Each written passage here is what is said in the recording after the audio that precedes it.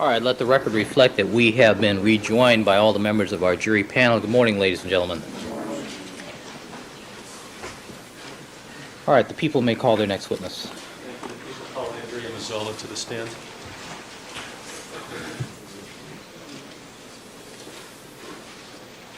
Raise your right hand, please. You do solemnly swear that the testimony you may give in the cause now pending before this court shall be the truth, the whole truth, and nothing but the truth, so help you God. I do. Please have a seat in the witness stand and state and spell your first and last names for the record.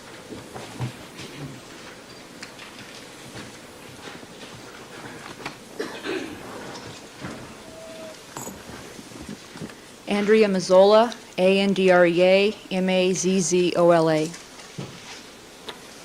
All right, Mr. Goldberg. Good morning, Ms. Mazzola. Good morning. Ladies and gentlemen. Ms. Mazzola, directing your attention to the date of June the 13th of 1994, did you participate in some evidence collection with Dennis Fung at the location of 360 North Rockingham and 875 Bundy in Los Angeles? Yes, I did. And on the 14th, did you also participate in some collection at the Bronco in the print shed? Yes, I did. Now, before getting into those matters, I'd like to ask you a little bit about your training and your experience. First of all, what is your job title? Criminalist 1. And a criminalist is? We work in the crime lab, collection, preservation of evidence, and analyzing the evidence, testifying as an expert witness in court. Okay, and is part of your job description as a criminalist that you actually have to analyze evidence? Yes, it is. As part of analyzing evidence, do you generate analyzed evidence reports? Yes, we do. And then as part of your job description, are you also required to testify in court as an expert witness? Yes, we are. Was that true when you were first hired with the Los Angeles Police Department as a criminalist 1? Yes, it was. Now, before you became a criminalist 1 at the Los Angeles Police Department, did you have some formal training in school? Yes, I did. And what degree do you hold? I hold a Bachelor of Science in Forensic Science. And where is that from? California State University, Sacramento. Before you were allowed to take courses that were specific to forensic science, did you have to take general background science courses? Yes. And what kinds of courses did you take that were general background science courses before you got into the specifics of forensic science? We had to take general chemistry, organic chemistry, qualitative analysis, quantitative analysis, right. Chemistry. Biochemistry, we had to take some biology courses such as anatomy, genetics, basic biology. Did you take microbiology? Yes, I did. Organic chemistry? Right. All right. And after you were finished with taking these various general science courses, did you then take some courses that were specific to the area of criminalistics? Yes. Approximately how many courses did you take in school that were specific to the area of criminalistics? It was approximately 5. Was one of those courses a trace analysis course? Yes, it was. And what did that involve? It involved the analyzing of trace evidence such as hair, fiber, minute glass particles, extremely small pieces of evidence. Did you do any serology in that course? We did a basic ABO blood typing experiment. Okay, and what is serology? If you could just give us a general definition. Serology deals with the analyzation of bodily fluids. Okay. Now, did this professor that taught you in the trace analysis course use any particular technique to impress on you the importance of maintaining control of your evidence? Yes. If he thought that we were not maintaining control over our evidence, if he thought we were leaving it out on the bench top, he would confiscate the evidence. And since the evidence was your unknown, you had to buy it back with points. And each report was only worth 50 points to begin with. So if you lost 20 points buying your evidence, You more or less couldn't pass that one section. Did you lose any points during this course as a result of not maintaining control of your evidence? No, no. All right. And did this technique that the professor used seem to work in impressing on you? It worked extremely well. Okay. Now, as a student, when you were there at the California State University, did you participate with other students in starting any organizations in the area of criminalistics? Yes, since forensic science, was such a small major, we wanted to try to bring more people into the area, at least let them become familiar with it. So we started an organization which became recognized by the university to promote forensic science, to give people an idea of what it was. Okay. Did you also begin attending meetings as a student of the California Association of Criminalists? Yes. And what is that association? It's an organization of criminalists, people in the field. They attend meetings, seminars, classes to gain more information in the field, to share ideas, new techniques. Okay. And when you graduated from the California State University, did you begin working at a law enforcement agency? Yes, I as did. criminalist? What agency was that? It was the Kern County District Attorney's Office Crime Lab in Bakersfield. And what was your job title there when you began with the Kern County District Attorney's Office in their crime lab? I was a criminalist. What were you doing in the crime lab? I was assigned to the toxicology unit. And toxicology is what? It's the analysis of blood and urine for drugs of abuse. So you are dealing with biological specimens in toxicology? Right. Now, how long were you at the Kern County District Attorney's Office crime lab? It's approximately 18 months. And when you were there working in toxicology, was there anything that you learned in terms of handling biological specimens and avoiding cross-contamination that would be relevant towards processing a crime scene? Well, anytime you're working with biologicals or any evidence, you have to be careful of cross-contamination. You only work on one item or one sample at a time. You never have two items open at the same time. You are very careful about the utensils you use, whether it's pipettes, which are usually disposable, or tweezers or scissors, anything. Okay. And when you were there at the Kern County District Attorney's Office crime lab, did you have the opportunity to see what other criminalists were doing in areas that were not involved with toxicology? Yes. So did you sort of get an overview of different areas of criminalistics while you were there? Yes, I did. Did you ever have the opportunity of seeing people at the Kern County crime lab, the criminalists, processing bloody clothing or clothing from rape cases that might contain biological evidence? Yes, I did. While you were there, did you join any other organizations that are involved in the area of criminalistics? Well, I joined the American Academy of Forensic Sciences. And what is the American Academy of Forensic Sciences as opposed to the California Association of Criminalists? They're similar in that they're both organizations dealing with the area of criminalistics, forensic science, the law. The American Academy takes a wider view. We have people who are in the law. We have dentists. There are different sections dealing with the different professions. Okay. Did you also join the California Association of Criminalists? Yes, I joined as a member. Was that in the same time frame? Yes, it was. And you were there for, you said, 18 months? Yes. Now, after you left the Kern County District Attorney's Office crime lab, where did you go? I started looking for another job. And did you find employment as a criminalist?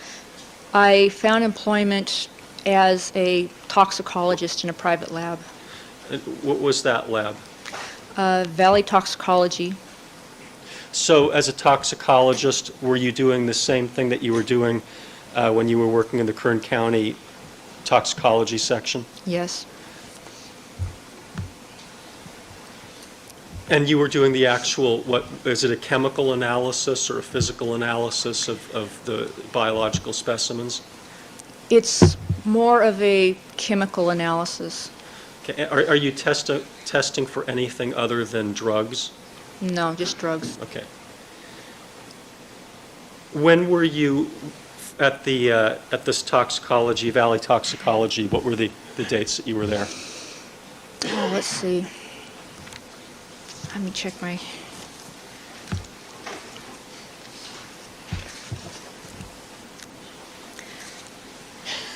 It's approximately May of '93 to about the middle of December of '93. And after you left Valley Toxicology, where did you go? I was offered a position with LAPD. When did you start with LAPD? January 24th, 1994. Okay. And when you were you hired alone, or were there other people that were hired in the same group? There were 3 other people who were hired approximately the same time as I was. Now, in approximately April of 1994, did you go through a mini academy? Yes. And what did that involve?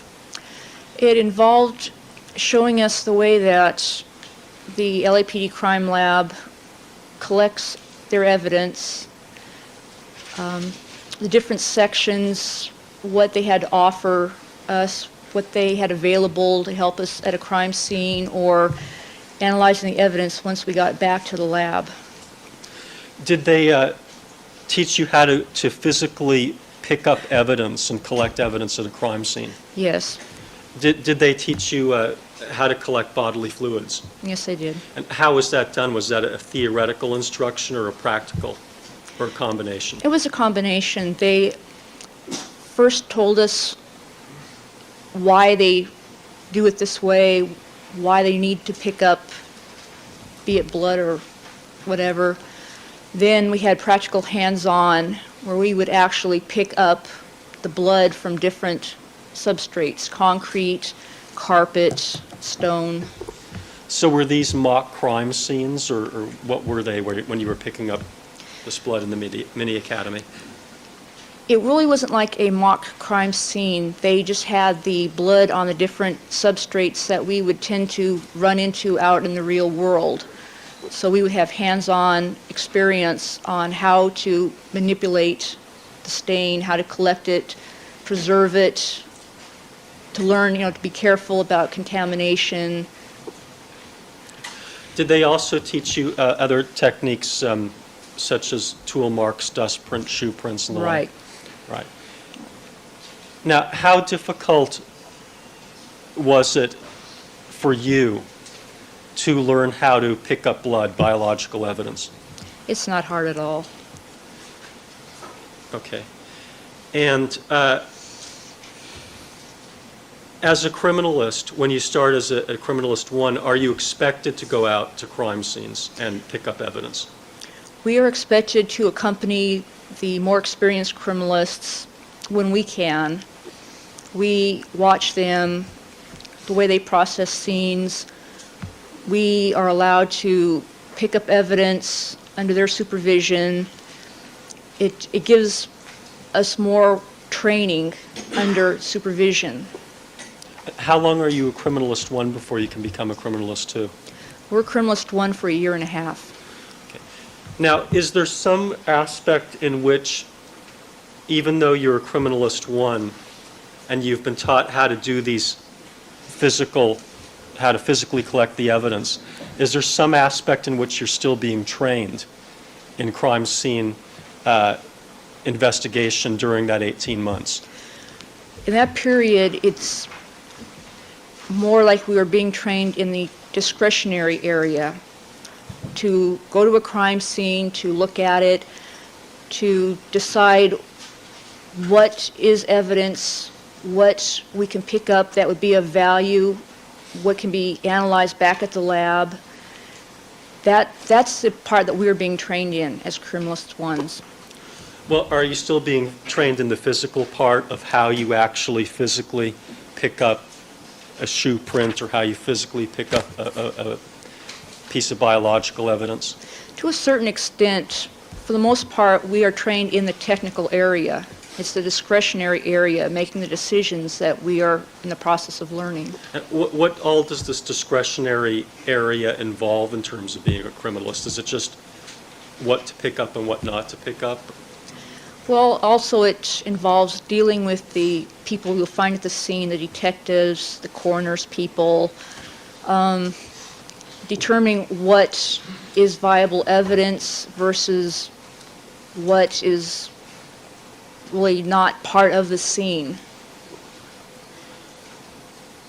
When you're at a scene, do you simply just pick up anything and everything that happens to be in the area or within a certain diameter of the bodies in the case of a murder? How do you go about making that kind of a decision? That again is the discretionary area.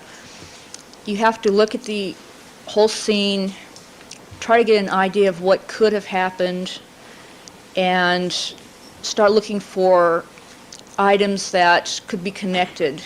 It's better to pick up a little more than not enough. Is there any problem with just indiscriminately collecting everything that you see? Yes, because you'll spend all your time picking up every single little bit of paper or whatever, and you're not adding towards figuring out what happened. You're adding a lot of garbage is what it is. And is it this area in which during the 18 months you are still being trained in terms of how to evaluate a crime scene, how to make this kind of decision? Yes, that's the area. Now, prior to the work that you did on June the 13th, had you actually gone out on crime scenes and seen other people collect evidence and collect some evidence yourself? Yes, I did. Now, when you listed the number of crime scenes, do you distinguish between a crime scene and a car search? I did. Some people don't, but at that point I did. Okay, so some people put the two of them together? Right. All right. And with respect to your first crime scene, did you actually pick up any evidence at that crime scene? Yes, under supervision. And was there any biological evidence that was involved in that first crime scene? There was a lot of biological evidence. Can you give us just a guesstimate as to how many stains? I mean, are we talking about less than a dozen or more than a dozen? More than a dozen. Did you pick up some of those stains yourself? Yes, I did. Now, when you processed that first crime scene, did you get any feedback in terms of how you done? We, the people that were processing the scene, were given a commendation for the scene. So this was your first crime scene and you received a commendation for it? Right. And was that presented to you in an award ceremony? They mentioned it at our annual luncheon. They read the commendations. And Okay. Now, did you also process another crime scene after this and before June the 13th that had biological evidence in it? yes. And did that have multiple stains as well? Yes, it did. Did you pick up those stains? Yes, I did. Were there any other crime scenes that you participated in before June the 13th that had biological evidence that you physically participated in collecting?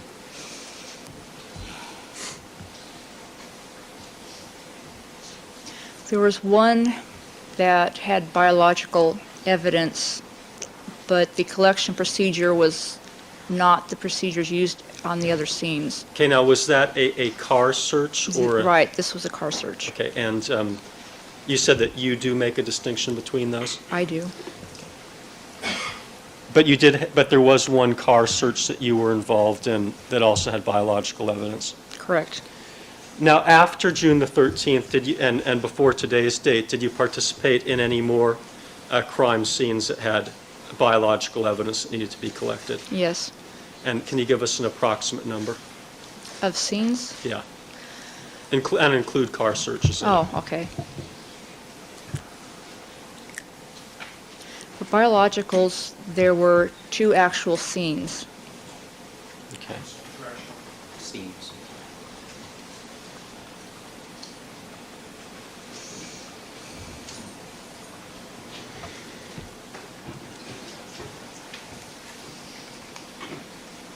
Now, at the crime lab, the Los Angeles Police Department crime lab, do they have a position that's known as criminalist trainee? No, Is that any kind of an official word that's used, No. trainee? All right. But as you said, there is, to some extent, you are being trained in crime scene processing and investigation. Correct. As a criminalist one.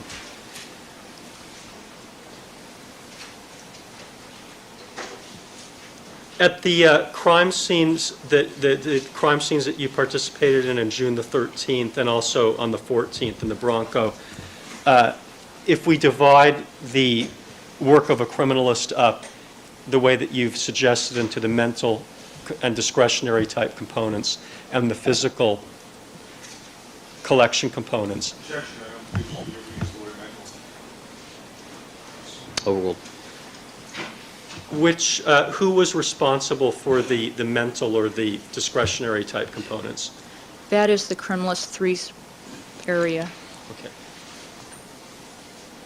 Now, going back to a second to this mini academy, when you were going through the mini academy, do they actually teach you specifically what the people in serology are going to do with the evidence after you've collected it in the case of biological evidence? Not specifically, no. Okay. And do they train you actually how to do DNA tests? No. So are they training you the physical collection procedures? That's correct.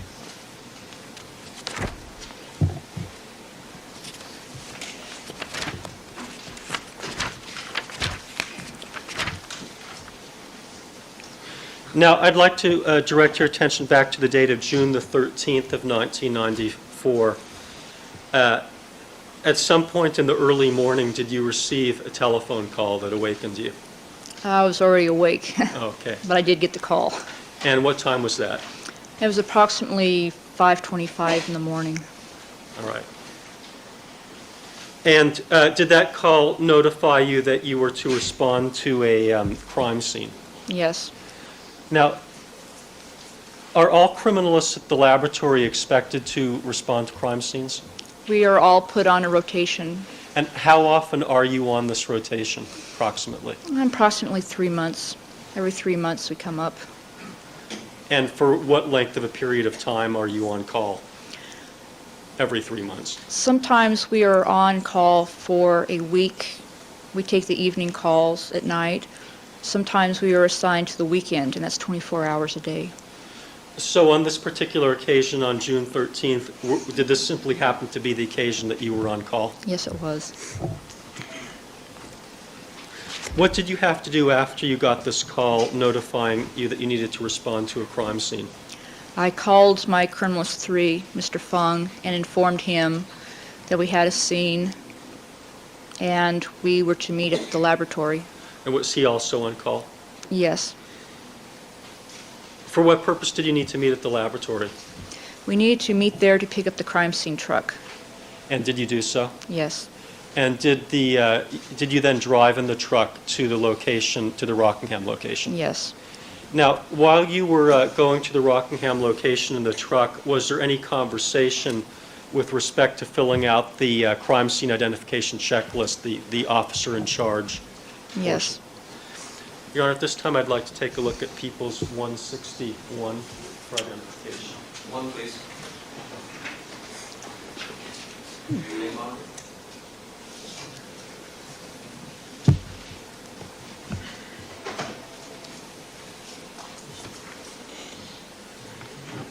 Ms. Mazzillo, is the resolution on your screen good enough so that you Not really. can...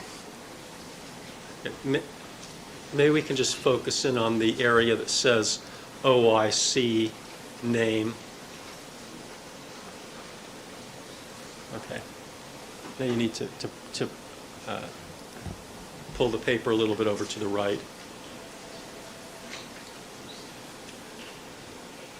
All right. Now can you recognize this? Right. Right. And Did you, is this your handwriting? Yes, it is. And your name is where it says officer in charge? Correct. What was the conversation that you had with respect to filling out that portion of this form? Objection is to the certain remarks of anyone else in the trust. What's the basis? Sorry. Objection is to the hearsay remarks of anyone else in the Sustained. trust. As to what? I Sustained. Hearsay as to what the discussion was. Okay. Well, it's not coming in for the truth of the matter, Your Honor. Excuse me, sustained, still sustained. Okay. But at any rate, you put your name was put in that location. Correct. And without telling us what the conversation was, there was some conversation about it. Right. Okay. Now, after you actually got to the location, did you continue to be or were you the officer in charge after you got to the Rockingham location? Once we found out what was all involved, I was not the officer in charge. All right. And who became the officer in charge? Mr. Fung. Now, what are the functions of the officer in charge as opposed to the person assisting him or her? The officer in charge, number one, talks to the detectives to try to get an idea of what is going on. They make the discretionary calls as to what to pick up as evidence. They interact with the people at the scene, whether it's the detectives, police officers, coroner's officials. Who directs the other SID people, like print people and photography people? That's the officer in charge. Now, did you perform those functions at the Rockingham or Bundy locations? No. I'd next like to take a look at People's 189.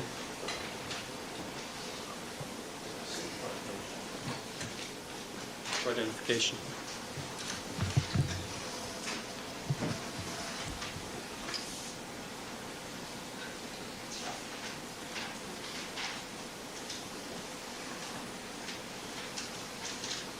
Now, with respect to People's 189 for identification, when was this document filled out? Part of that, It's not objection. Foundation, we don't even know who filled it out first. Sustained, rephrase the question. What? Okay, is this your handwriting? yes, it is. Okay, and when was this filled out? Part of it was filled out the morning of the 13th. Was that shortly after you arrived at Rockingham? Yes. Sustained. When was that? Shortly after we arrived at the Rockingham location. Okay. And and did you have any conversation with respect to how this form was going to be filled out that you can remember? No, not really. Okay, was this a matter of consequence in your mind? No. All right, for the record, People's 189 is the vehicle search checklist.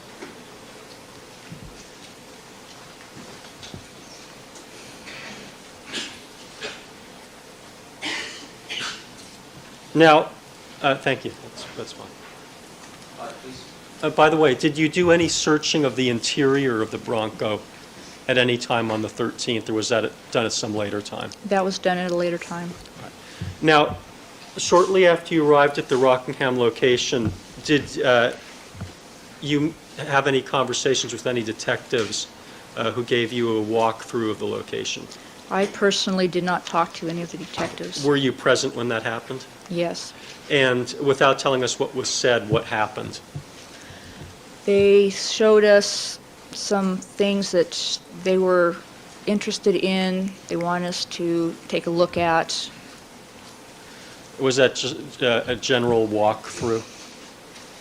At first, it was the Bronco, and after there were some other items they wanted us to take a look at. Do you recall who the detective was that did that, the detectives? I personally don't. Okay. Now, did you physically collect some of the stains that were located at the Rockingham location that morning, the morning of the 13th? Yes. And did Mr. Fung participate physically in the collection of some of those stains? Yes, he did. Your Honor, at this time I'd like to take a look at the demonstration board, it's People's 162 Yes. for identification.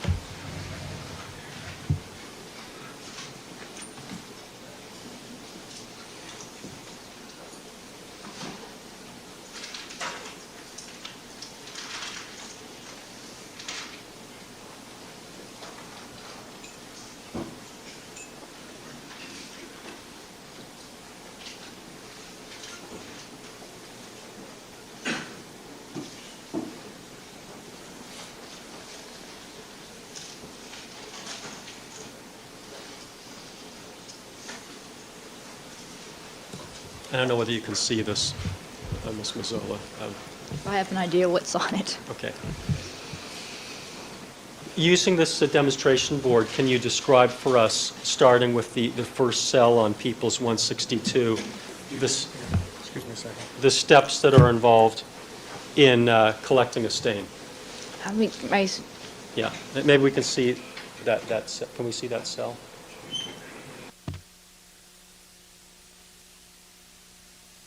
All right, Ms. Mazzola, can you see it on your monitor here? oh, okay, sorry. Sorry. Yes, that shows 2 spots, blood spots, that are numbered. All right, and is the first phase in this collection as stated on the board the numbering and measuring phase? Yes, it is. And is there a documentation aspect to that phase as well? The location, measurements, the photo ID numbers, and a brief description are noted on the evidence collection sheet. Right, and are the items also photographed before Yes, they're they are. collected? So all of that occurs prior to the physical collection? Yes. Okay, now directing your attention to cell number 2 that says dampen swatch. What's involved in this stage of the collection procedure? A small cloth swatch of the approximate size you need is selected with a pair of clean tweezers. A drop of distilled water is put on the swatch. It's then shaken, so any excess water is shaken off. And directing your attention now to cell number 3 that says collect substrate control.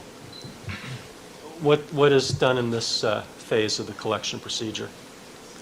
The cloth swatch is placed on the substrate, say concrete or whatever, as close to the stain as possible, but without getting it in the stain, is to get a background control of what the sample is on. What does the term substrate mean? That is just the substance that the item of interest is on. So if the item of interest, for example, instead of being on a walkway, were on a wall, what would be the substrate? The wall would be the substrate, Or if it were on clothing, what would be the substrate? the clothing. What is the purpose of taking this control that's near the stain but not on the stain? Well, this can be used for 2 factors. One is to provide a background, what the sample was on, so when they go to run the tests on the sample, they can see if the background itself would interfere with the tests. The control can also be checked for DNA or other items of interest to see if any contamination took place. Now, this control is basically just a blank swatch that has water on it that's put on the concrete in this example. Correct. So do you handle this piece of evidence or this piece of swatch exactly the same way that you would handle a swatch that was actually put on the stain? It's handled the same way. Why is it that you use the identical handling procedures for the substrate control that you would use for a swatch that was actually put on the stain? Because you want them to be as identical as possible. The only difference being one will contain the item of interest, the other won't. Okay. Now, directing your attention to cell number 4 on People's 162 for identification, what phase of the collection procedure is shown here? It looks like the cloth swatch is being placed into a small plastic envelope, small plastic bag. The control is placed in one bag. Okay. And now direct your attention to cell number 5 that says clean tweezers. Excuse me? That was Mr. Fairclough speaking. Oh, I'm sorry. Now direct your attention to cell number 5 that says clean tweezers on our demonstration.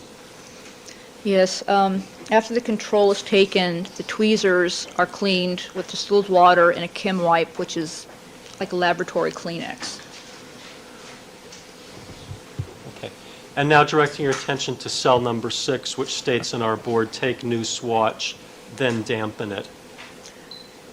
What does this phase of the collection procedure involve? Okay, our swatches are stored in plastic tubes, so you have to take a small selection of them out of the tube without handling them. Then you can select the correct size that you need. So that is what's being shown. How do you decide which size to take? It depends on the size of the stain. You want to select a size swatch that is small enough that so when you apply it to the stain, you would get it as concentrated as possible. Now, in this particular photograph, it's kind of hard for me to see that there are actually swatches in that little bottle, but is that what you're saying? The Right. swatches come from that bottle? That's right. Okay. Now, let's take a look at cell number 7. It says collect stain, and number card removed is in parentheses. What are you doing here? That would be the actual collection of the stain. And did you have to dampen the Right, swatch it's before the you... same as with the control. You dampen the swatch, shake off the excess water, then you apply the swatch to the stain. And finally, taking a look at cell number 8 that says package stain in same envelope with substrate control. What's involved in this procedure? The swatch with the stain is placed in a separate plastic envelope.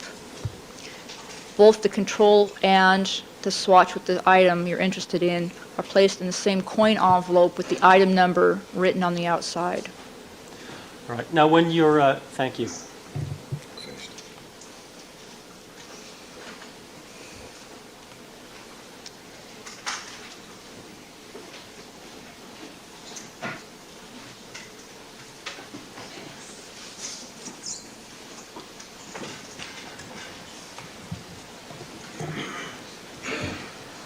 Now, when you're collecting one of these stains, do you collect one stain at a time? Yes. And I want to ask you some questions about different things that could happen when you're collecting a stain. Do you ever drop the tweezers while you're doing that? That can happen. What happens if you do that? You clean them all over again. When you're taking a swatch that actually has blood on it, do you ever drop that bloody swatch? That's never happened to me. Okay. When you're pouring the, maybe pouring's not the right word, but when you're taking some of those little swatches out of the container, the little pill bottle, do those swatches ever fall? They do occasionally, yes. What do you do with those swatches? I don't use them. Could you use them as substrate controls? You could, But you do not do that? but I personally don't do that. So you just throw them away? Right.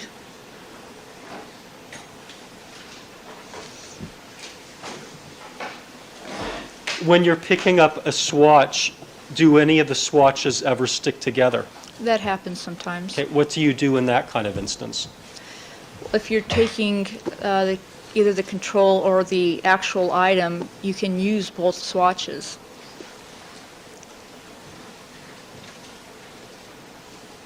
Okay, but what if you have two swatches stuck together?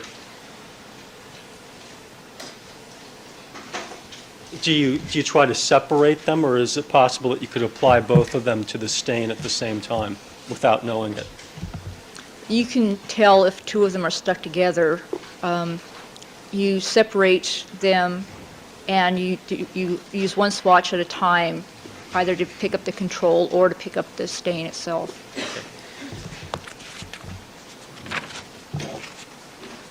And what about the labeling of the coin envelopes? Have you ever mislabeled one of those by writing the wrong item number? No. Okay. When are the envelopes labeled in relationship to when the collection takes place? The Before? envelopes are labeled before. Okay, so do you put if you're collecting stain number 5, for example, in our demonstration, you're going to put that in an envelope that's labeled what? Number 5. And that would be done before you moved on to number 6? Right. Now, when you were at the Rockingham location, did you place your initials on all the coin envelopes as you were collecting them? At the time, I thought I did. Looking back, I apparently didn't. And do you recall testifying at what we've been referring to, or sometimes referred to as a Griffin hearing, on August 23rd, I believe, of 1994? I remember testifying at the Griffin hearing. Okay. And in that, when you were testifying at that hearing at that time, did you believe that you had put all of your initials, or your initials on all of the items that you collected on the 13th? At that time, I believe I had. And did you since learn that you did not? Right. Sustained. Further question. Okay. Did you since look at photographs of some of the items collected? Yes. And have you learned that you did not? I learned I had not. On the other scenes that you had processed, I'm sorry, I'm objecting. As moved to strike the last answer, it's conclusory as opposed to testifying. Overruled. now on the other other scenes that you had collected stains on prior to the 13th, had you initialed on those occasions? Yes. And why wasn't that done here at the scene? I was told that there were only 2 of us that would be Objection is which was told. Sustained. Okay, without telling us what was said, was there a conversation about this? Yes. And after the conversation, was there some conclusion that was arrived at? Yes. And what was the conclusion? Objection. What's the basis? Hearsay again. Overruled. There were only going to be 2 of us at the scenes collecting evidence. We were working as a team, so it really didn't matter if our initials were on the envelope since we were working as a team. Now, as to the crime scene identification checklist that we talked a little bit about, when you testified at the Griffin hearing, what was your understanding of how that checklist was supposed to be used? At the time, I thought that everything had to be filled out. The other scenes that I had gone on, they had filled out the checklist. Okay. Maybe we can see a portion. I think it's 1107.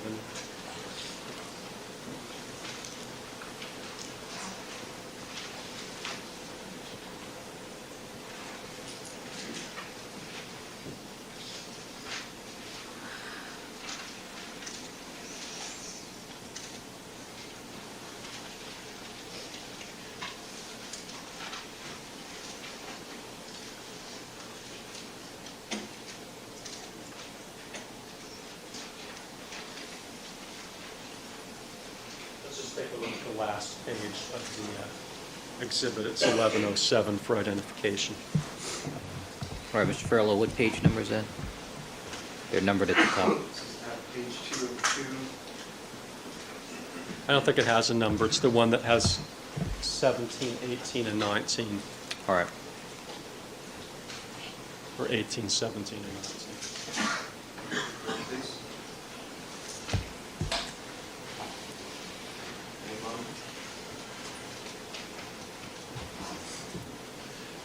Is this the form that you use out in the field when you're collecting evidence? Yes. It's a little blurry there. Okay, now, prior to testifying at the Griffin hearing, did you believe that every single box and every single column needed to be filled out? Yes. And as a result of your training and experience after the Griffin hearing, did you learn something different? I learned that this is a general guideline for us. Some of the boxes really don't apply to us at the scene. When did you learn that? So right after I testified at the Griffin hearing. And got back to the laboratory? Right. Okay. With respect to the time column, have you noticed now, based upon the experience that you have to date, that different criminalists in the Los Angeles Police Department have different practices with respect to how they fill out that column? Yes. And how is that used? Some fill out every single individual time that something is collected. Others put a starting time that they start collecting evidence and an ending time when they stop. Everything that is collected while you're at the scene. So it happens between those two times. And then are there some people that use what I guess you might call an intermediate type usage of that time column and put in some times as you did on the 13th? Right. Sustain. Are there some people? Stricken rephrase the question. Are there some people that use an intermediate technique? Yes. All right.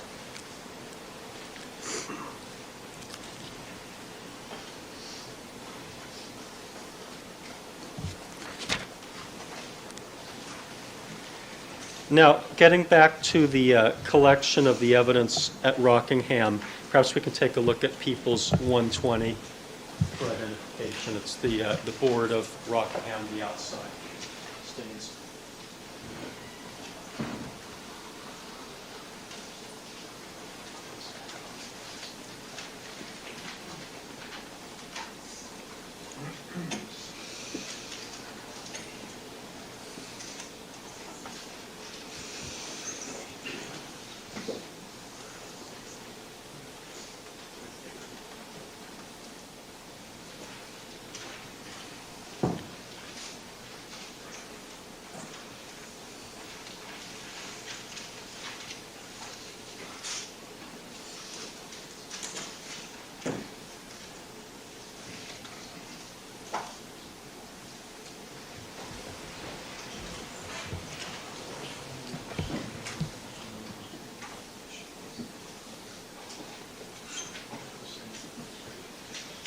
Now, with respect to People's 120 for identification, do you recognize what's depicted here? It's Can you not see this? showing on.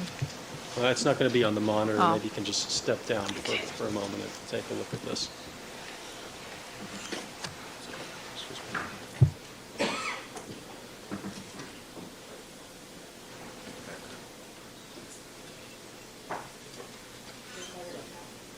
And are these photographs that depict various items that you participated in collecting on the 13th at Rockingham? Objection. Overruled. And we have a stop right Overruled. Now, when you were doing the physical collection on these, do you recall what order they were done in? Were they done in numerical order? For the most part, yes. And would that mean that you started with the stains that are down towards the gate? The first stain that was collected was on the door to the Bronco. Do you know who physically collected that? I know that physically. Now, did you then begin with... I'm sorry. there. Sorry, I couldn't This- read. Oh, sorry. Excuse me. I was the one who collected the one on the Bronco. Now, with respect to the stains that are leading from the Bronco into the driveway area, did you and Dennis Fung physically collect those? Objection as to her and Dennis Fung. Overruled. Yes. Now, can you tell us, when you first started the collection, can you be more specific as to who was doing what in terms of the physical collection?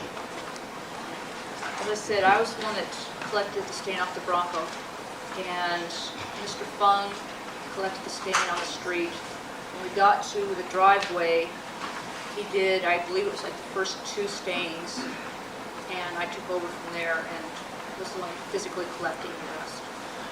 With respect to the other stains, do you have a recollection of whether he physically participated in collecting any of those? He was present for some. So at the beginning of the stains, he was doing more of the physical collection, and then towards the end, less. Right.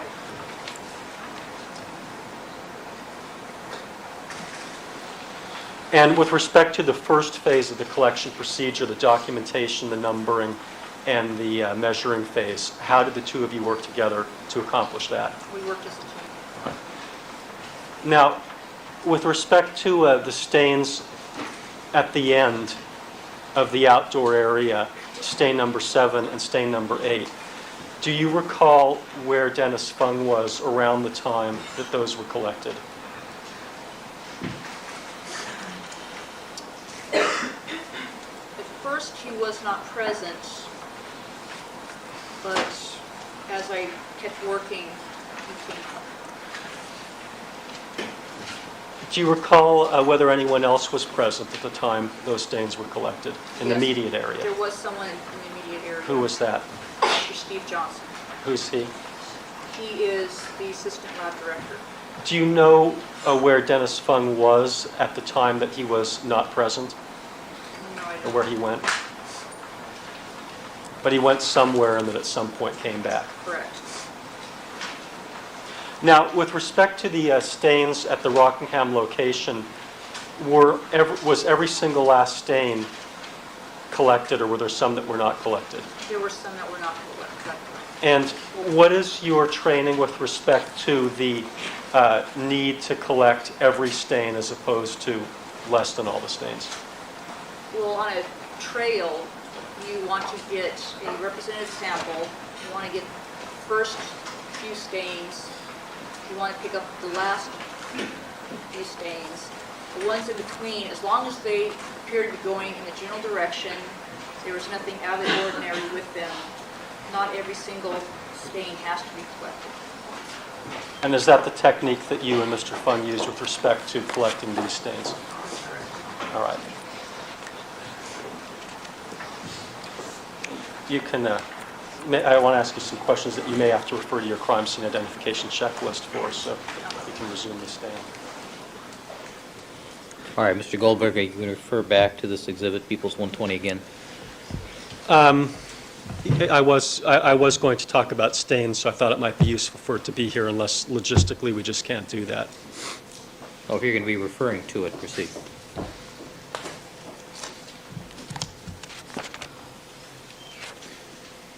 Okay, with respect to the stains numbered 4 through 6 on our diagram,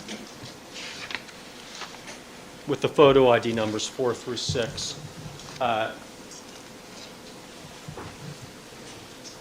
towards the beginning portion of the driveway. Can you tell us the time frame that those stains were collected? I'm sorry, Your Honor, the record should reflect that the witness is refreshing your recollection, so notes, may I approach the witness? You may. Thank you. All right, Ms. Mazzola, what are you referring to? I'm referring to the crime scene notes. All right, thank you. Proceed. They were collected around 9 o'clock, all within a few minutes of each other. And with respect to the stains that are up towards the, close to the entrance area, stain number 7, stain number 8, what was the time frame of those stains? Those were approximately 10 to 15 minutes later. Did you have some time frames in your crime scene identification checklist that you can give us? Item 7 was collected approximately 9:10. Item 8, approximately 15 minutes later. Okay. Now, when you were at the location, from what you saw of all of the stains, did any of them appear to have been stepped in? No. Now, before, I can take this down now, Your Honor. All right.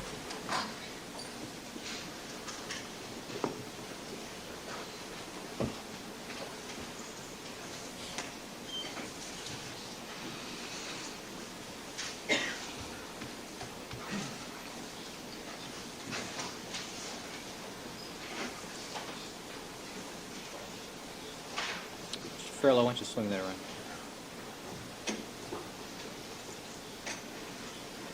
Before you left the Rockingham location, did you and Mr. Fung go through any process in terms of double-checking the evidence that you had? Yes. What was that? We knew what item numbers we collected. We looked at each individual item to make sure that we had everything. Okay. And is that a routine thing that you have done on the other crime scenes that you were on before this? At the other crime scenes, we make sure that we have everything that we collected.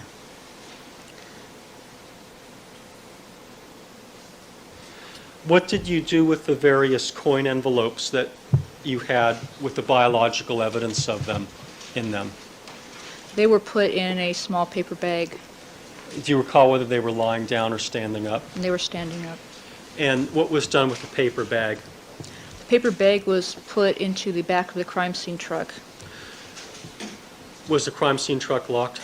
all the time. Approximately what time was it that you left the Rockingham location? That was approximately 10 o'clock, somewhere around there. Were you wearing gloves during the collection procedure of the biological evidence at Rockingham? Yes. And do you know whether you were wearing the same pair of gloves the whole time? I probably changed gloves. I don't remember how many times, but Objection, Your Honor, to speculate, you said I probably, and we'll strike the answer. Sustain, rephrase the question. Do you have a practice? Excuse me, just curious to disregard the last question and answer. Okay. Do you have a practice at a crime scene to wear the same pair of gloves throughout the entire crime scene? no. What is your practice? I change the gloves when they start getting uncomfortable. If I am done processing an area and I am moving on to a completely separate area, I will change gloves. By the way, just going back for a second to the blood collection procedure, do you ever touch the blood with your gloved hands? No. When you're collecting it? No. What about the swatches? No. Is that something that has happened to you by accident, where you have touched a bloody swatch with your gloved hand? No. Now, what do you do with the gloves that you're wearing at the time that you leave the Rockingham location? Do you keep them on? No, we take a paper bag, which we label trash, and any trash that we generate, whether it's used gloves, swabs, Kim wipes, anything, goes into this bag, and we take it with us. Okay. Now, after you left the Rockingham location, where did you go? We went to Bundy. Approximately what time did you arrive at the Bundy location? 10:15, somewhere around there. Now, when you arrived at the Bundy location, from your own independent recollection, what was going on at that location when you arrived? There were a lot of people there. The coroners were there. It appeared that there were detectives at the scene. From your independent recollection, do you recall whether you saw the body of either Nicole Brown or Ronald Goldman? I remember seeing a brief glimpse of Mr. Goldman. Where do you recall him being? He was up on the walkway. Were you paying close attention to what was going on during this period of time? I was trying to look at everything. There was a lot going on at that time. Okay. Do you recall an incident where Mr. Fung took a bag over to Mr. Lang, Detective Lang? I remember Mr. Fung taking a bag up to the area. Okay. Did you know what was going on at that time? No. Did you see what he did with it? No, I don't.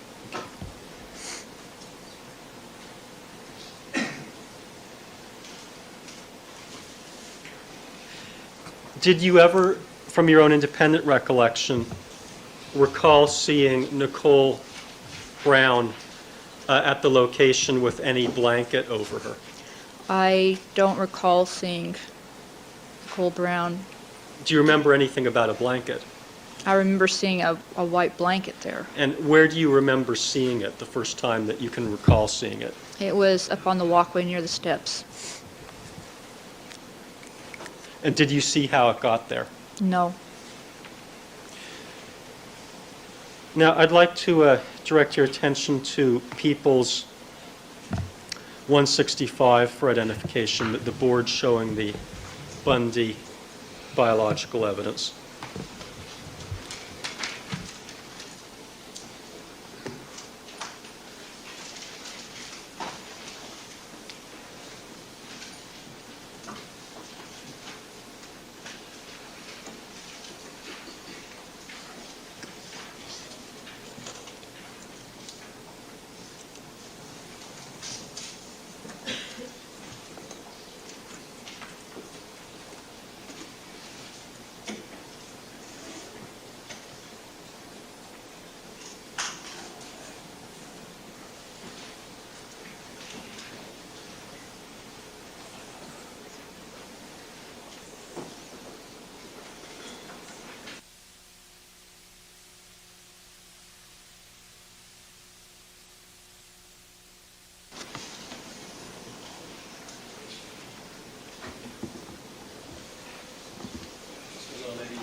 Right. For a moment, just to take a look at this.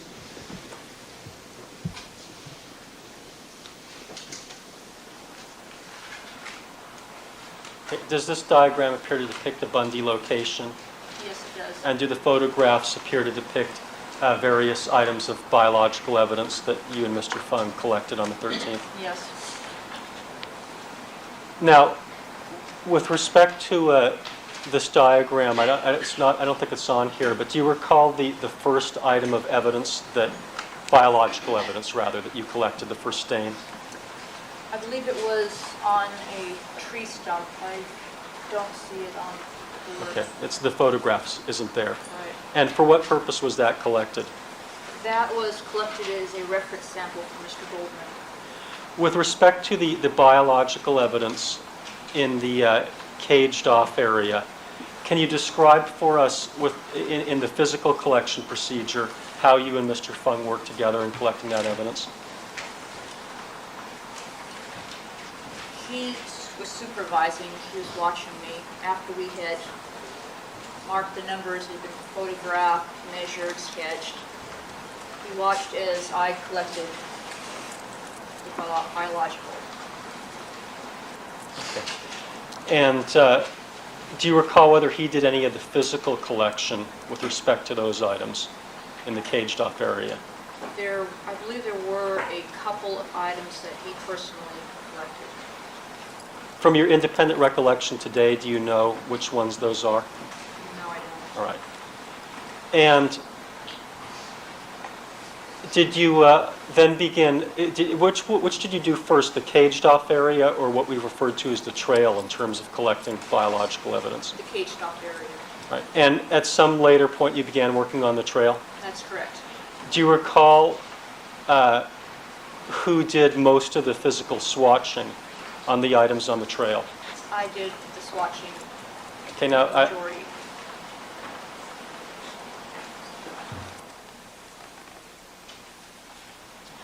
do you recall any stains now from your independent recollection that Mr. Fung physically participated in swatching on the trail?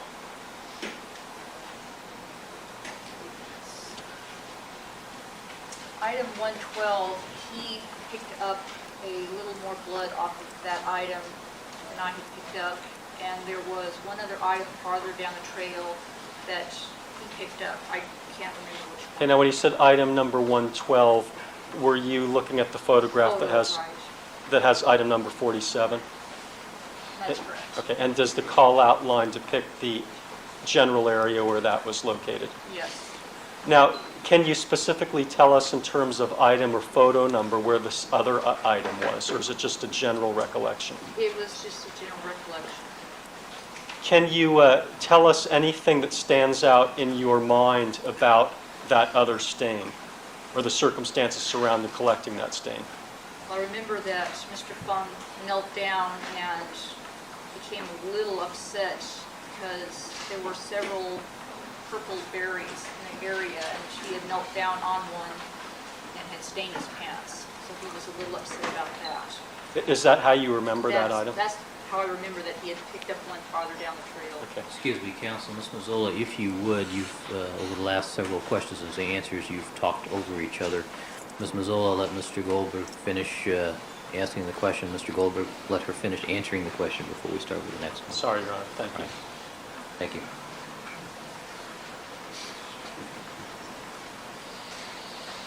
Now, when you were collecting these items along the trail area, direct your attention to stain number 50. That's item number 115.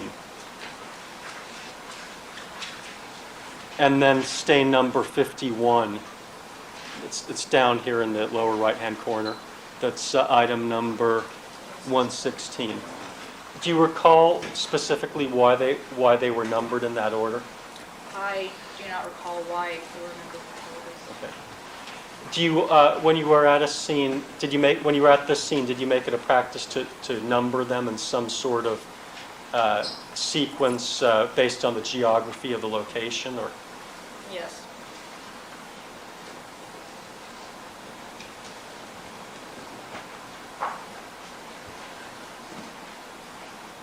Now, with respect to stain number 52, that's item number 117, do you recall collecting that stain? Yes, I do. Is there anything about that stain or the substrate control on that stain that stands out in your memory?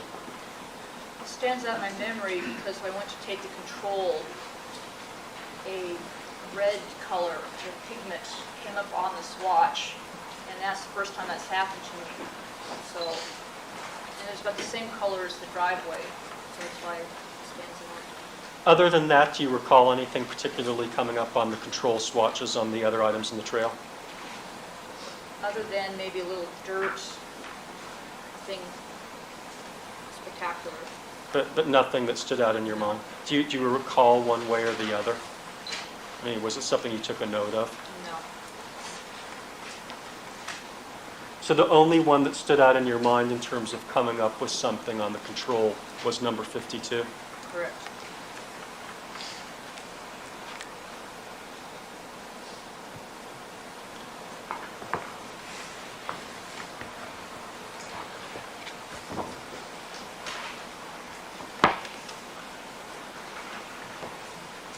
Okay, thank you. You can resume your seat.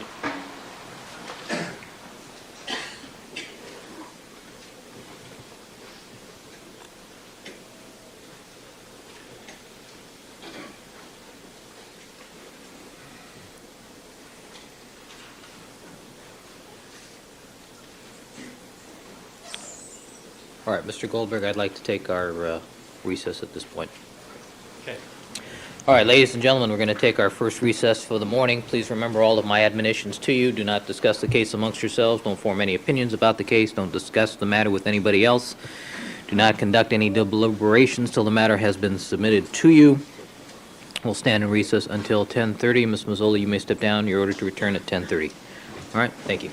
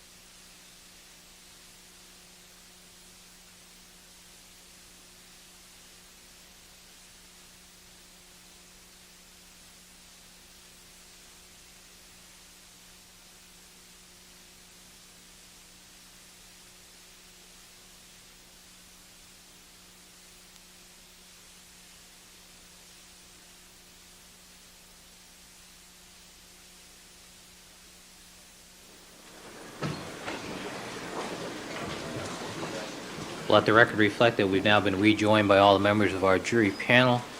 Ms. Andrea Mazzola is on the witness stand undergoing direct examination by Mr. Goldberg. Good morning again, Ms. Mazzola. Good morning. Ms. Mazzola, you're reminded that you were still under oath. Mr. Goldberg, you may continue. Thank you, Your Honor. We were talking about the substrate controls, I believe, before we left. Is it necessary, do you always have to collect a substrate control in every situation when you collect a stain using the LAPD procedures? If it is possible to collect one, we collect one. Okay, well, when would it not be possible? Can you give us an example?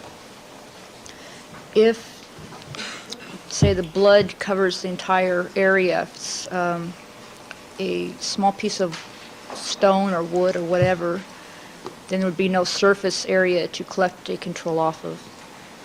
You mean if there was no uncontaminated area? Correct. I wanted to ask you a couple questions more about the Griffin hearing before we continue with the Bundy collection. This hearing in August of 1994. When did you first become aware that you were going to testify in that hearing? It was that morning. And how was it that you became aware of it? I was already at work in the toxicology section, and I got a phone call from Michelle Kessler, the lab director. Had you ever testified before that as an expert witness in court? In toxicology cases, yes. Can you give us an approximation of how many times? 5 to 7. Okay. And when she told you that you were going to be needed in court, how much time went by between then and when you actually showed up in court? Probably not more than 10 minutes or so. Did she tell you what case it was going to be on? Yeah, she said the case, so, Okay. So you figured it was this? all right. All right. And you didn't have any advance warning before she called that you were going No. to be testifying? When you got to court, what happened? I was led up, well, I should say led down to the 9th floor, and Mr. Matheson was coming out. Hold on for a second. And who's Mr. Matheson? He was the serology supervisor at the time, Okay, so he was coming out of where? out of the courtroom. And what happened? And he asked me if I had my notes, a binder, and I said, what notes? So he gave me his binder of notes, and I was brought in. Did you have any opportunity to review Mr. Matheson's notes before you went into the courtroom? No, Did you know how his binder was organized? no, When you were brought in, were you brought in for the purposes of testifying? yes. And did you, were you called by the defense or prosecution? I was called by the defense. Did you have an opportunity to discuss with the defense beforehand what questions they were going to be asking you? No, Or discuss any aspect of the case with the prosecution in advance? no, So you were a criminalist, one, and you're testifying on the Simpson case. You didn't have a chance to speak with the questioner in advance to review your notes. How did you feel? I'm sorry, Judge, Sustained. Phrase the question. How did you feel at that moment in time? Were you nervous? nervous and thoroughly alone. Okay. And had you had occasion even to think about the case mentally and trying to go through and remember what had happened prior to getting up on the witness stand? No, Objection, Your Honor, so it's an opportunity to. Overruled. Proceed. Were you regularly thinking about the case prior to then? no, I wasn't. Right. Now, at the Griffin hearing, were you asked some questions regarding who collected what at the Bundy location? Yes. I'd like to ask you some questions on page 735 of the transcript.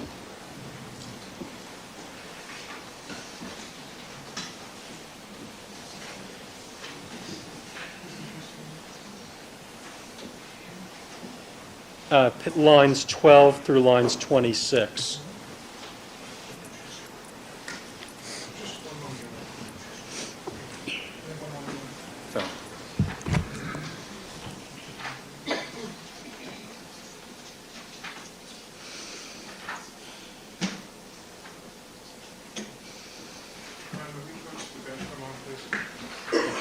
excuse me, yes, with the court reporter. Do I need to bring the transcript?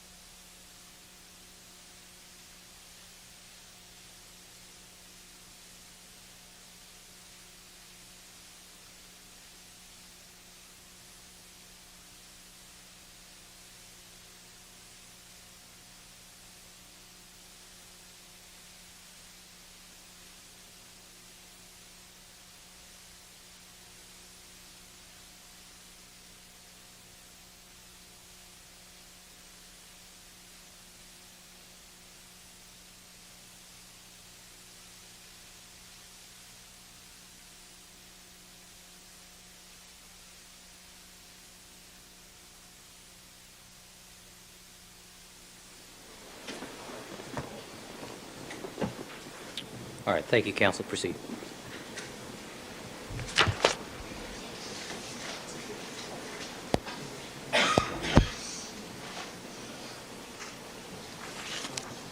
Actually, I'll start on 734, line 27, through 735, line 26. Are you ready, counsel? Do you have that? 27. Question, and which, I'm sorry, at Bundy again, were there certain bloodstains that you collected and other bloodstains that were collected by Mr. Fung? Answer, yes. Question, and which bloodstains were collected by Mr. Fung? Answer, I believe he collected the red stains that were near the shoe prints that were made on the walkway. Question, would you please look at your notes and tell me which numbers those are?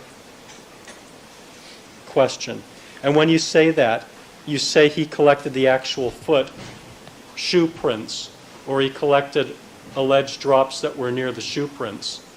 Answer, he, if I remember correctly, took swatches of the red stains that were constituting the footprint itself. Question, can you tell us which ones those were, please? Answer, property items 55 and 56. Question, and that is it? Answer, yes. Question, all other bloodstains at the Bundy crime scene were collected by you, ma'am? Answer, yes. Do you recall that testimony? Somewhat. Okay. And since testifying at this hearing, was there an occasion when you and Dennis Fung went over the crime scene identification checklist again to try to make notations as to who physically collected which items? Review, excuse me, overruled. Yes. All right. And have you since had an occasion to think about yourself, what happened at the scene and who did what? Yes.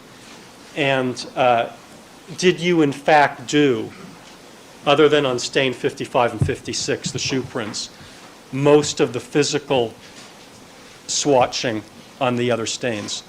Most of the physical swatching, yes. All right.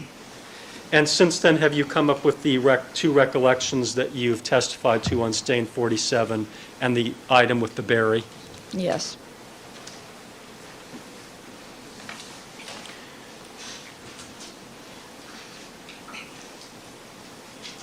Now, at the time that you testified at this Griffin hearing, did you believe that all of the photographs taken of the bloodstains had rulers in them? or scales in them? I believe that they had, yes. What made you think that?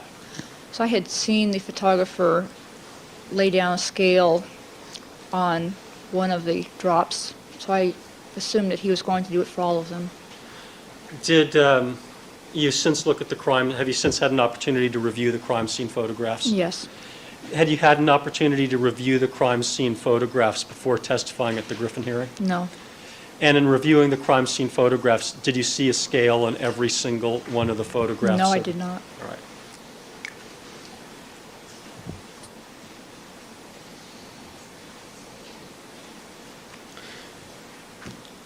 I'd like to direct your attention to an exhibit that we previously marked as Defense 1081.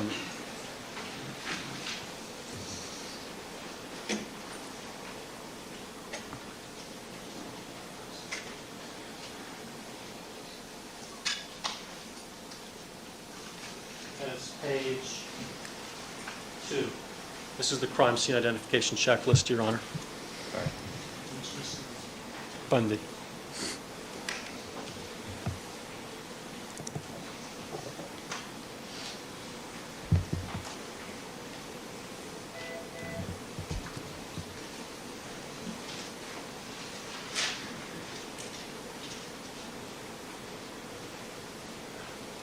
Ms. Pizzola, do you recognize this to be part of the crime scene identification checklist for Bundy? Yes. And whose handwriting is on that list? Mine. Now, do you see the notation that says, has the scene been altered? If so, by whom and how? Yes, Did you write that question mark in there, or did someone else do it? I did. And why did you do that? Because at the time, I did not know if the scene had been altered. There's an assumption that it had because the coroners were there. All right. Now, is it your understanding as a criminalist that you have a responsibility, or that the criminalist has a responsibility to make inquiries of anyone in terms of whether the scene was altered? The criminalist really does not do any investigative work. Okay, but does the criminalist talk to the investigating officer? Yes. So would the criminalist perhaps ask about questions about what happened prior to their arrival on the scene? Yes. But when you say investigative work, what are you talking about when you use that term? Actually talk to the individual people to find out if they personally had moved anything, where they had been. You mean in terms of a more formal witness Right. interview? Do the criminalists do that at Los Angeles Police Department? No.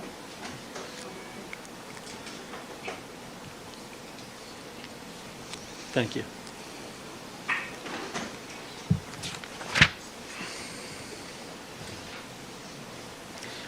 Now, I'd like to talk about some of the items that were collected in and around the caged-off area at the Bundy location.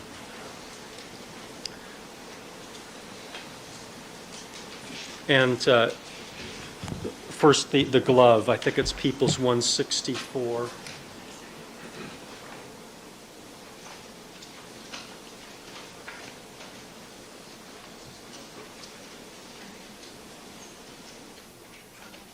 Excuse me, it's 77A for identification.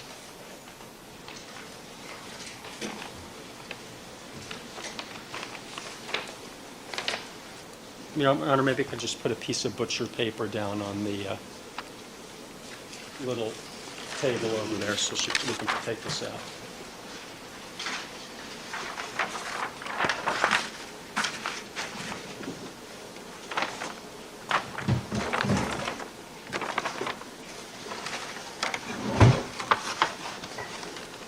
This is all I'd like you to, after putting the gloves on, remove People's 77 and describe what you're doing for the record. Okay. Do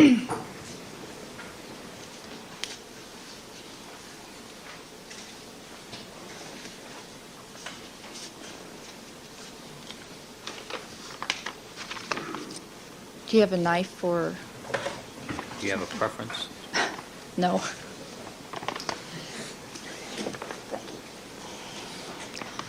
I am opening the sealed envelope.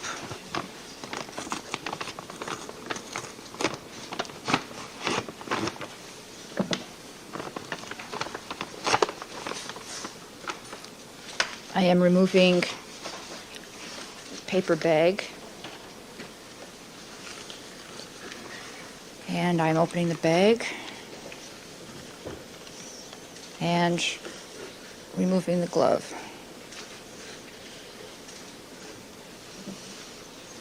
Now, do you recognize any of the writing on that paper bag? Yes, Whose writing is that? it looks like most of it is my writing. Okay. And is that the paper bag into which the glove was placed at the Bundy location? Yes, Now, have you had an opportunity to look at some videotapes showing yourself collecting a glove and also a cap at the Bundy location? yes, Prior to seeing those videotapes, did you have an independent recollection of who collected those items? I knew that I collected most of the items in that area. Did you recall specifically who collected the glove prior to viewing the videotape? Specifically, no. All right. Did the viewing of the videotape refresh your recollection? Yes, Now, prior to this crime scene, well, let me back up for a second. When did you actually start taking the criminalistics courses at school, the criminalistics portions of your formal education? oh, let's see. 1987, 1988, somewhere in there. So had you been involved in the forensic science community then for approximately 6 years or so prior to collecting this glove? Sustain, rephrase the question. How long had you been involved in the forensic science community prior to collecting this glove? I had contact with them since beginning my forensic courses at school. And that was how many years?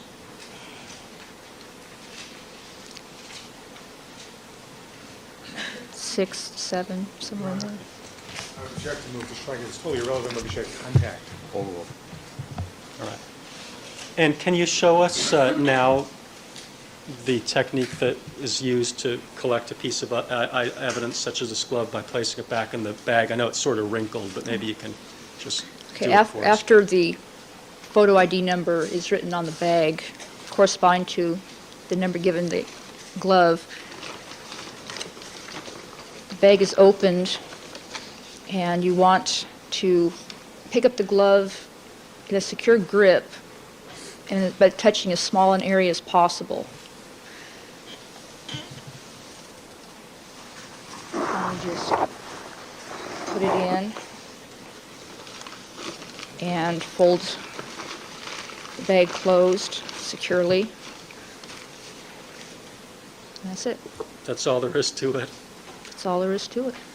And did you feel qualified to do that after being involved in the forensic science community for about 6 years? Yes. Forward.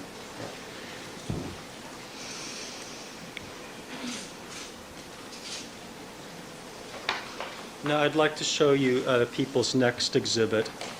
I think it's, let's see, 78. It's the cat.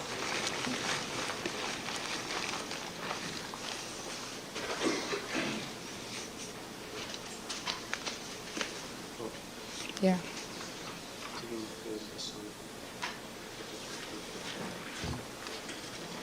All right, do we want to place that back in the envelope? Oh.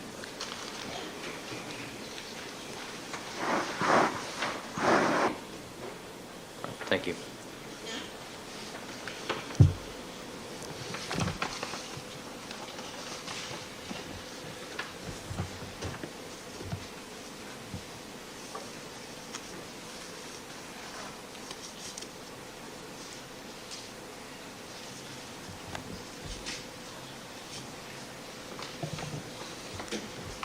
Can you now retrieve people 78 for identification and show us what you're doing? Okay, just removing the paper bag from the envelope. Opening the bag. And retrieving the hat.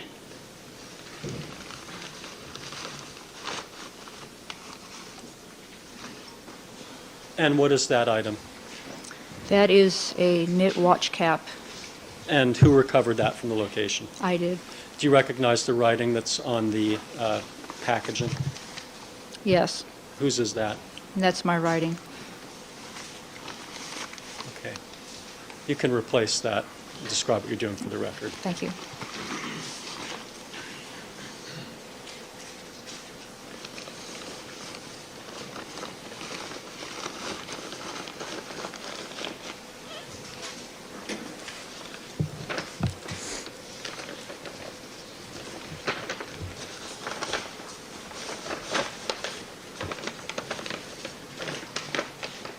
All right, people 78's been replaced. Mr. Goldberg?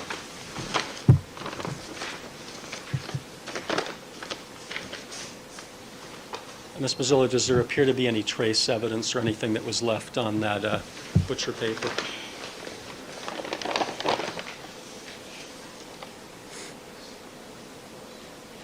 I don't see anything. All right, well, perhaps we can just dispose of it then.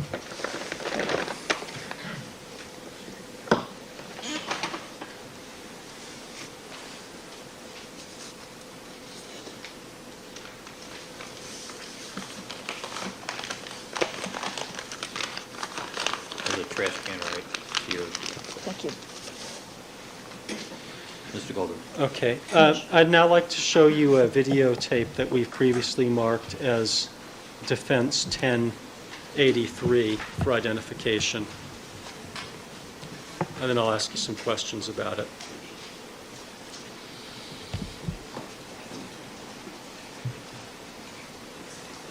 Oh, Can we have the lights dimmed a little bit? I think we can get One better back. resolution that way.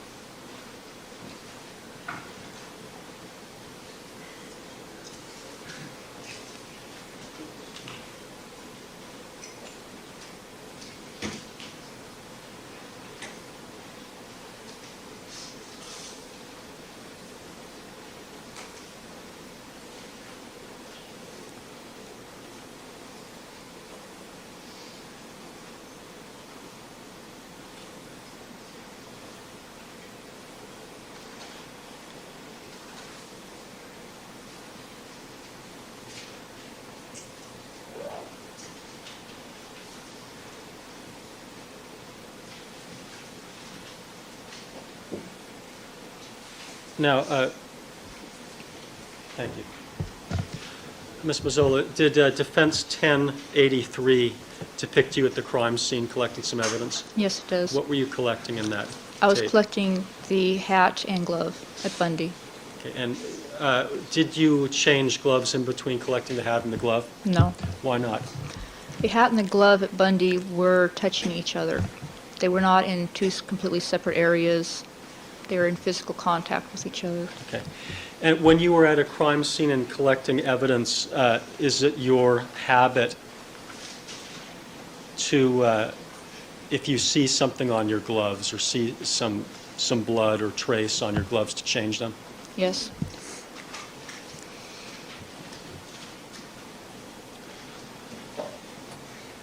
So the glove and the hat were in close proximity? Yes.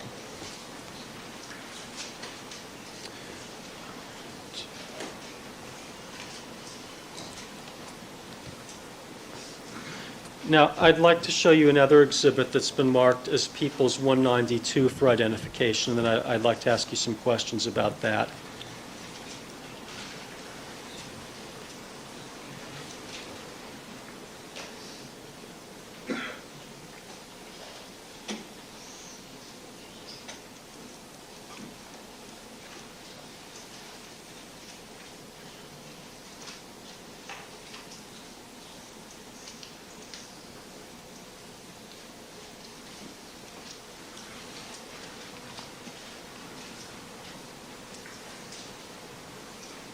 Okay, if we can stop for just a second. I would like to direct your attention to the dark area that is in approximately the middle of the screen. And for the record, this is just shortly after Mr. Fung put down an item and then disappeared up the steps. He's no longer depicted in this frame. Yes. Okay, let's continue.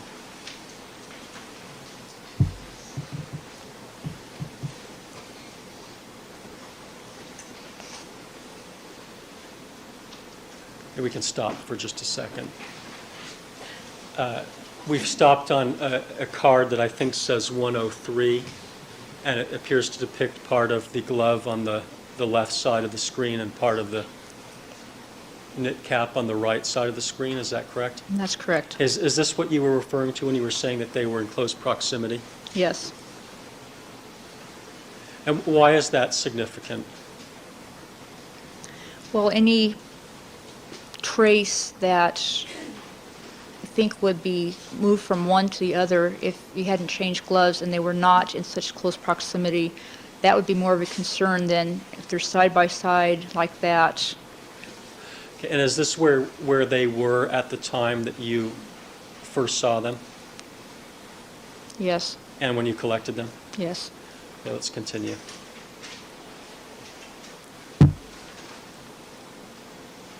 Let's stop for a second. Now we have a photograph that has 3 evidence cards in it. Did you place those evidence cards down, or did someone else do it? Someone else, Who was that? Mr. Fung. And does this photograph depict the envelope and the glove and the watch cap, the cap, after the 3 evidence cards were placed down? Yes. Right, let's continue.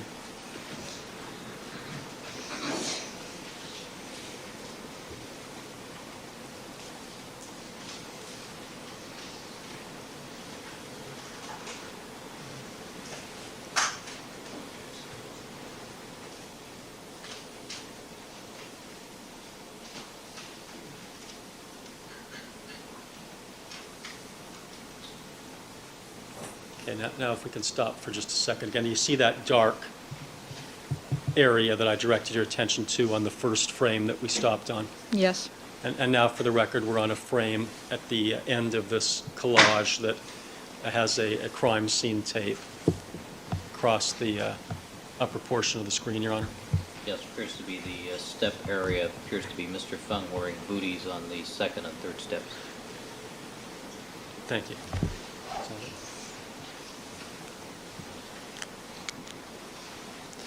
Now, with respect to the area, the dark area that I directed your attention to, do you know what that was? No. Was it the glove? No.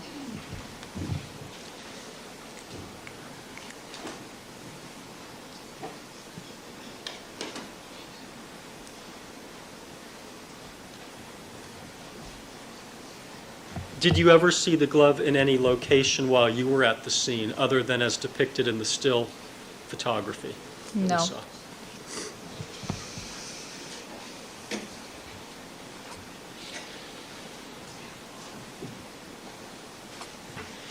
Now I'd like to direct your attention to an item that we've marked as People's 32 for identification.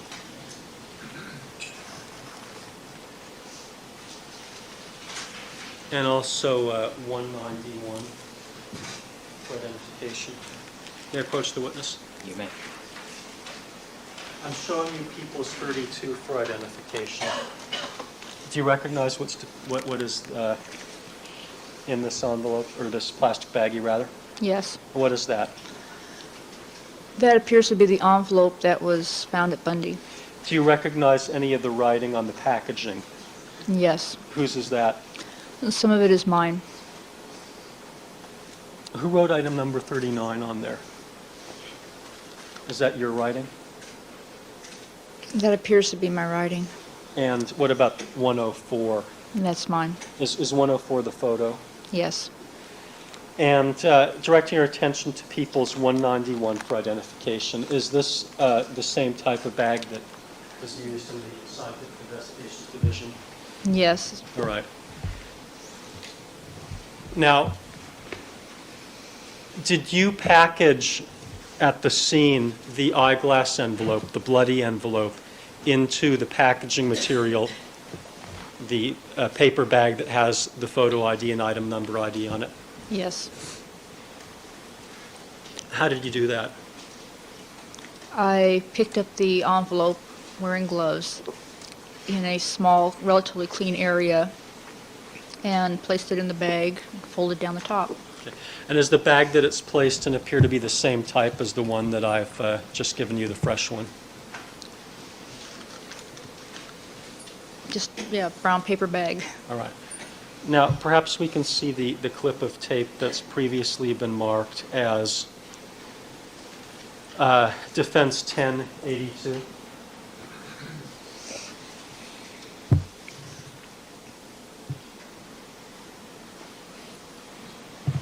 I want you to look, have we already, maybe we can back it up again, very closely at the item that's being passed between yourself and Mr. Fung. Maybe we can just see that again. Do you see that? Yes. All right, we're stopping at frame 13, 34, 24. It's a little blurry. Okay, that's fine. Is that the entire tape? Okay.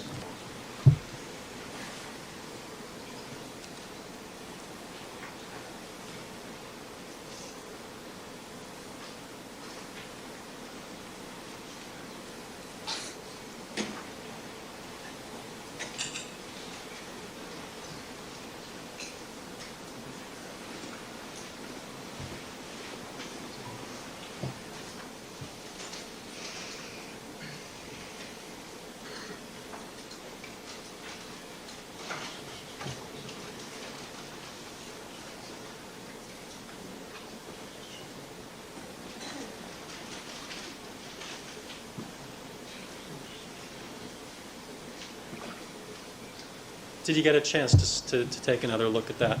Yes, I caught a glimpse of it. What? I caught a glimpse of it. Okay, have you seen this before? Yes. This footage? And is that item the bloody eyeglass envelope? No. Would you hand a bloody eyeglass, a bloody piece of evidence to Mr. Fung Objection, speculation. Overruled. No. if he wasn't wearing gloves? No, absolutely not. Why not? He wasn't wearing gloves. Plus, I was the one that was packaging the evidence. Okay. Do you know in what way Mr. Fung and you were working together at this time in terms of the evidence collection in this area? I'm referring to Defense 1082. I was the one that was in the caged-in area picking up the larger items of evidence. Mr. Fung was handing me the bags, taking the bags from me as I was handing them out. Do you know why was it that the two of you didn't work in the cage simultaneously? At that point, there were other pieces of evidence inside that had to be picked up, and there was not enough room for both of us to be in there without running the risk of hurting some of the evidence. Okay, so only one of you was in there? Correct. That was you. That was me. And why is it that you would not hand an ungloved criminalist a bloody piece of evidence? I wouldn't hand anybody anything bloody if they were not wearing gloves. But is it for health reasons or for what? Personal protection, right.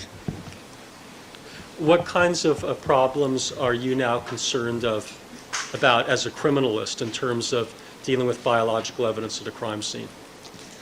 Today we have the various types of hepatitis, we have HIV, we have AIDS, we have all kinds of things that are showing up in biologicals.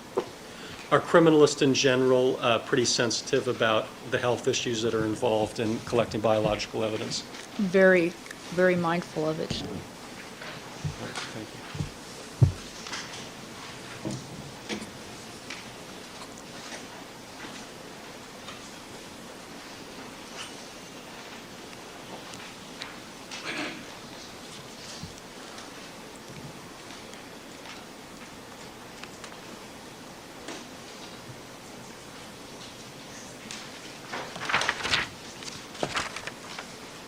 Now, do you recall at the Bundy location seeing any stains on a rear gate on the 13th?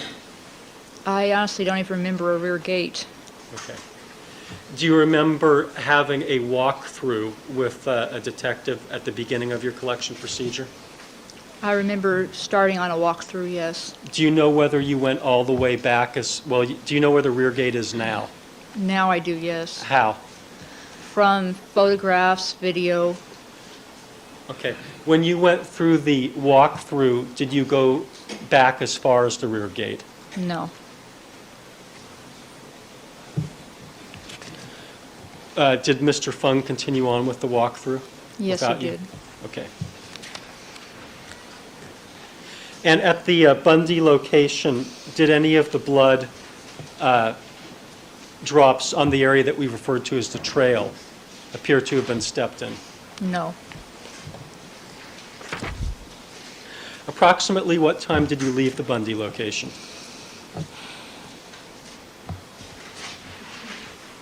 No, it was approximately 3:15 or so, 3 o'clock, 3:15. All right. And where did you go after you left? We went back to Rockingham. Did you take the crime scene truck? Yes. And what would have you done with the gloves that you had been wearing at the Bundy location when you left? They were taken off and put in the trash bag. Before you left, did you do the same evidence inventory procedure that you've described? Yes. And do you have do you have an independent recollection of exactly where that took place? Not an exact recollection. I have an idea where it took place, but I can't be absolutely positive. Was it outdoors? It was outdoors, yes. Can you tell us in terms of being towards the front of the Bundy location? And by that, I mean the Bundy side, or to the rear, towards the alley side? It was up front. All right.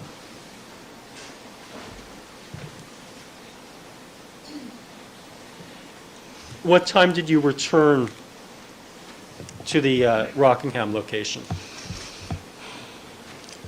Probably around 3:30 or so.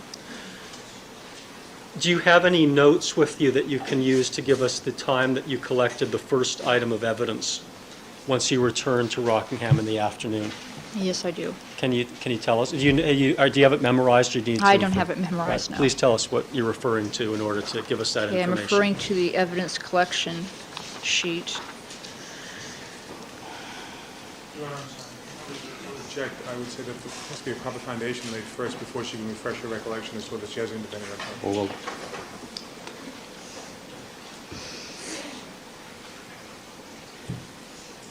Okay.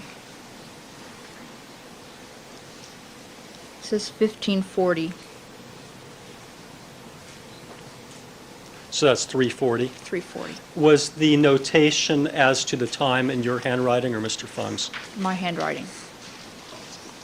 And when you made that notation, how did you do it? Did you ask someone or look at your watch or what? I think I just glanced at my watch. All right. And this first item was stain number 11, Correct. which was on which side of the house? It was on the side of the house near the garage, on that end of the house. That little narrow walkway area? Right. And that's outdoors? That's outdoors. All right. Now, I'd like to direct your attention back to some testimony at the Griffin hearing on page 758.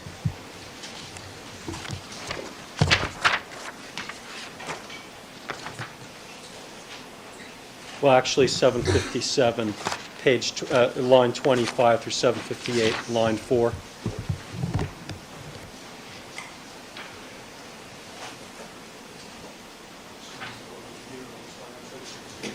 Line 25, and 758 to line 4.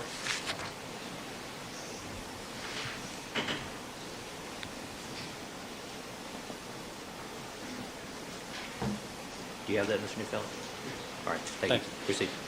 At the Griffin hearing, did you give the following answers to the following questions? Question, and what time did you get back to Rockingham, was it? Answer, right around 4 o'clock, somewhere in there. Question, how do you know it was about 4 o'clock? Answer, because of the time that is noted that we collected the sample in the foyer. Do you remember giving that testimony? Yes. Okay, so was this testimony that you got back there at 4 o'clock correct? No, And why did you testify that way? because I was just had a chance to glance at the notes as I was testifying. All right, now I'd like to read you another passage that occurred just previously to that on page 757. Counsel, it's lines 12 through 15.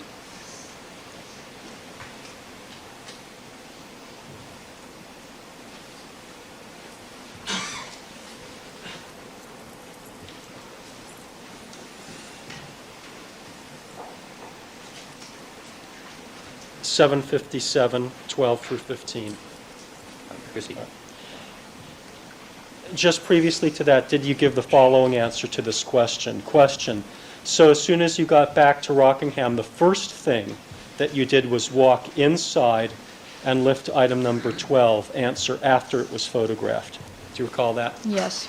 So was item number 12, in fact, the first item that you collected? No. So why did you think that item number 12 was the first thing that you collected and that it was at 4 o'clock? Because, as I said, I was just going off of the notes. I didn't have time to go through them and refresh my memory, and I looked at the wrong line. Didn't you see number 11 at that time when you were testifying at the Griffin hearing and looking over the crime scene identification I checklist? honestly don't remember. Okay. But based upon the crime scene identification checklist, was item number 11, in fact, the first stain that you collected in the afternoon? Yes, And who did the physical collection on that? I did.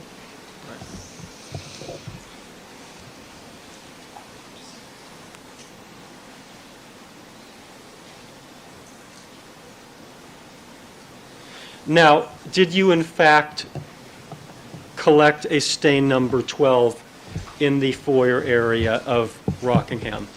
Yes. Perhaps we can see People's 169, which is the interior Rockingham map.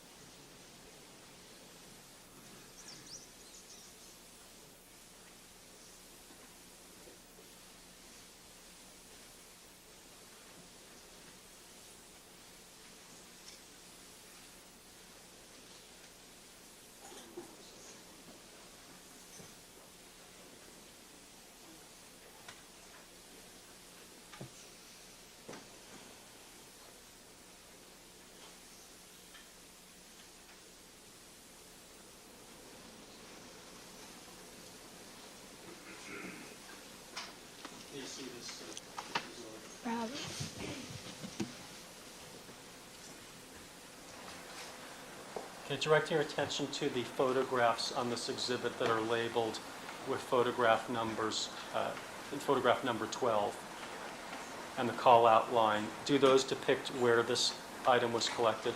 Yes, it does. And this was the first interior item? Correct. And who did the physical collection in terms of the swatching of this item? I did. Was Mr. Fung watching you on this item? Yes, he was. Now, after collecting this item from the foyer area, where did you go in the location?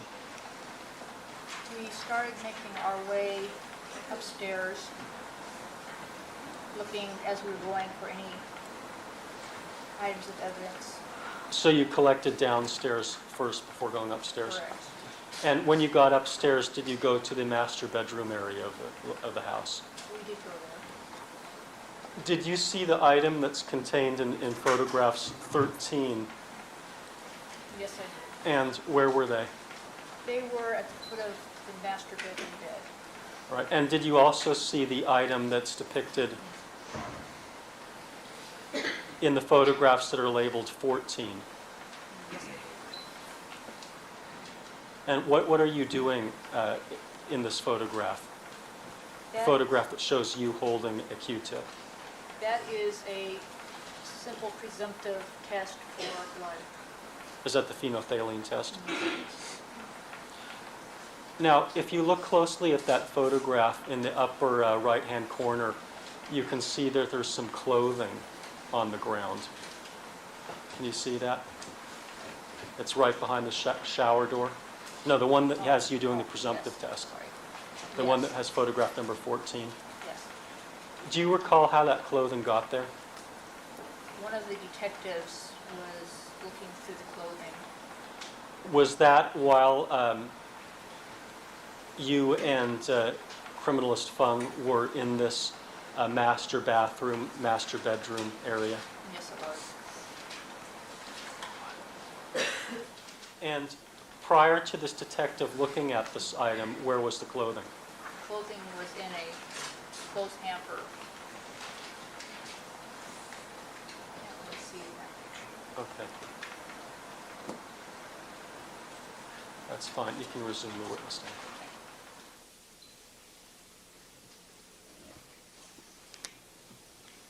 So, when the detective took the items out of the hamper, did he ever put them back in the hamper that you saw, or did he just leave them on the floor? I don't recall if you put them back or not. But he did take them out and put them on the floor. Yes. Okay, you can take that down.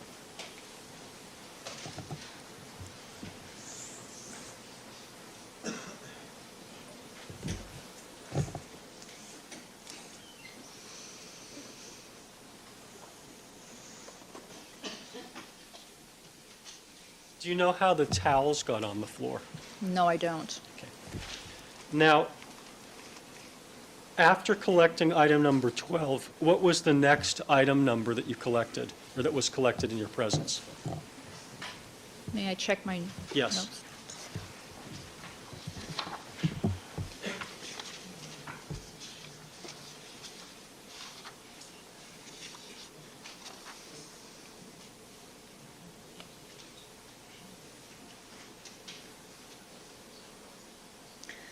After item 12, item 13 was picked up. And after item number 13, what was picked up? Item 14, And who physically collected item number 13? Mr. Fung.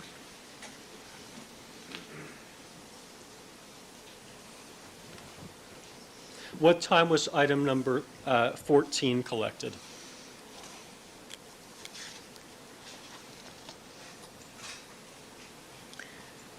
Approximately 1640.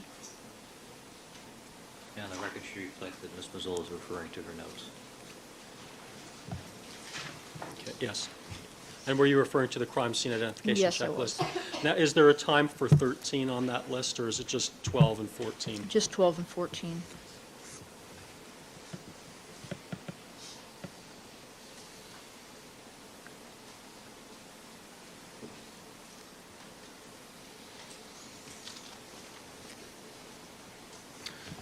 Your Honor, I'd just like to clarify something before I ask my next question. Yes, at the sidebar with the court, please.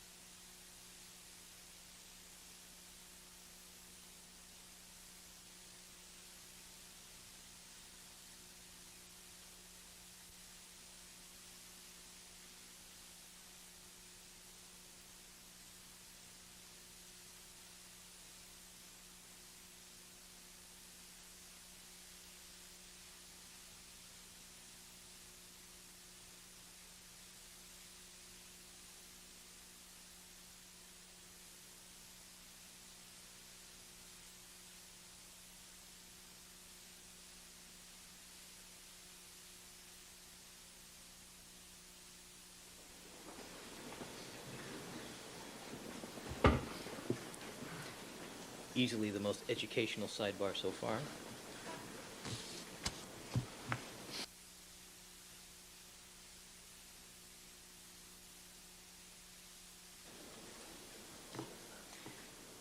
All right, thank you, counsel. Proceed. Okay, thank you.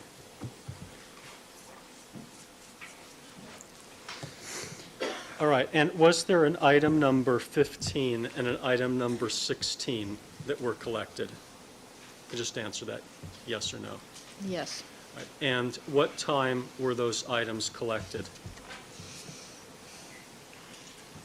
I thought at approximately 5 o'clock. All right. And that was according to your crime scene identification Correct. checklist? May I just have one moment, Your Honor? Certainly.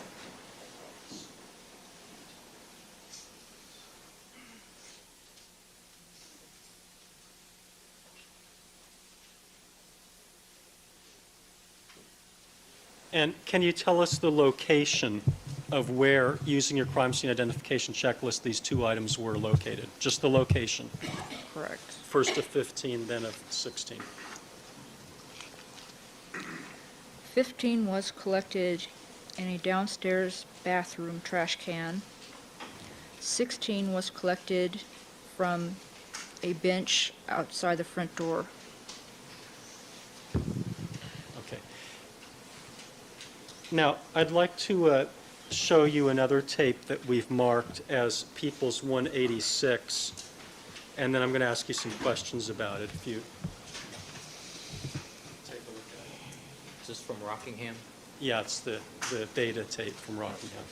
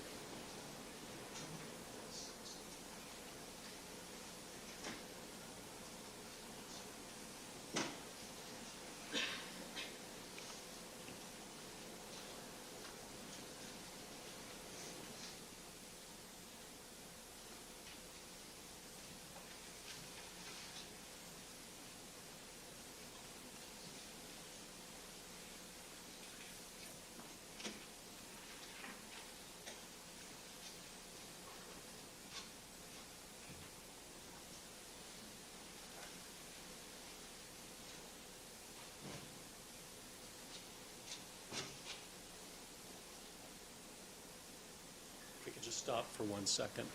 And we're at frame 1711. So if we assume that this is correct, this would be 511. Correct. And in this scene, what are you and criminalist Fung doing? We are putting items of evidence in the back of the crime scene truck. And would these be the items of evidence that you had collected in the afternoon at Rockingham? That's correct. Now, are you placing anything in addition to the evidence itself in the truck at this time? Our kits. And what are your kits? They are 2 cases that contain things we need to pick up evidence, package it at the scene. Do those contain all of your packaging materials? Yes, they do. And in addition to the bags, the brown paper bags that we've seen, what other kinds of packaging materials do you have? Plastics, bags, coin envelopes of varying sizes. Okay.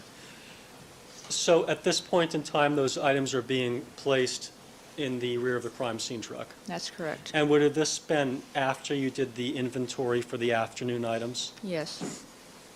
Do you know where physically that inventory took place? I don't know for sure, no. Okay, let's continue. All right, just for the record, that's 17:11 actually in 50 seconds because there's a lot in between. Okay, thank you, Your Honor.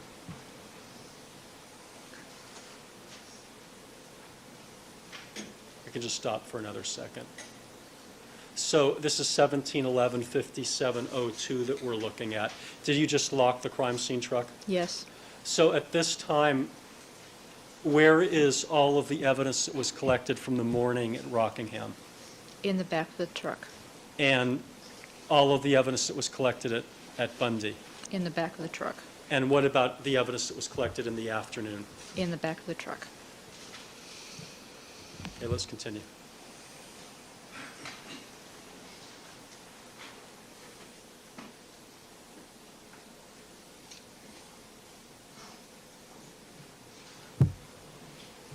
If we could stop for just a second, I have another question.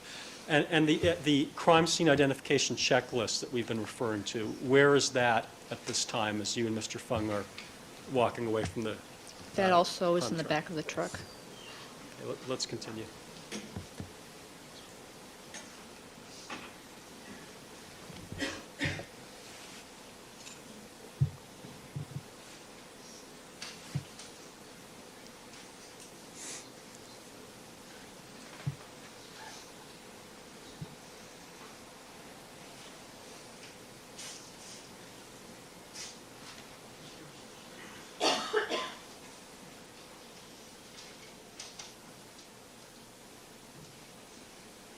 Stop for a second. We've just stopped at 17:17:10:24. Ms. Mazzola, have you had an opportunity to look at this tape before Yes, I today? have. Right. And have you had an opportunity to take a close look at the item that Detective Van Adder is holding in his hands? Yes. What does that appear to be? It appears to be the gray envelope that, at least in toxicology, that our samples arrived at the lab in, be it urine or blood, You say in toxicology you see these envelopes. every day.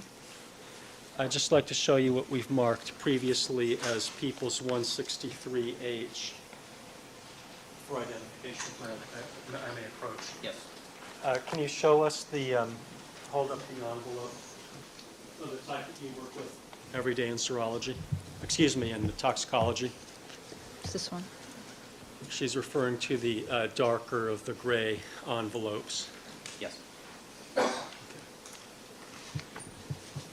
Thank you. Let's continue.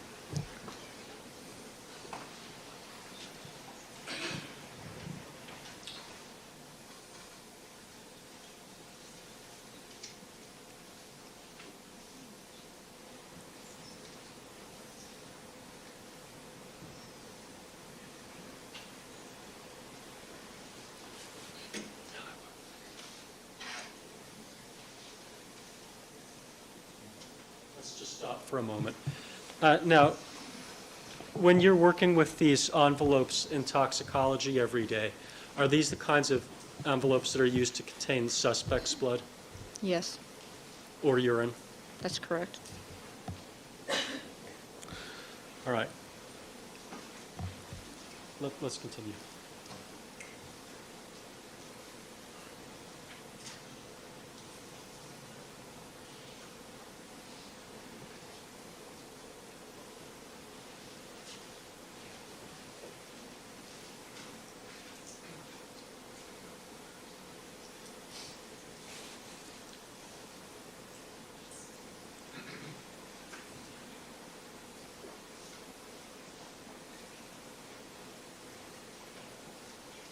Okay, let's stop for a second.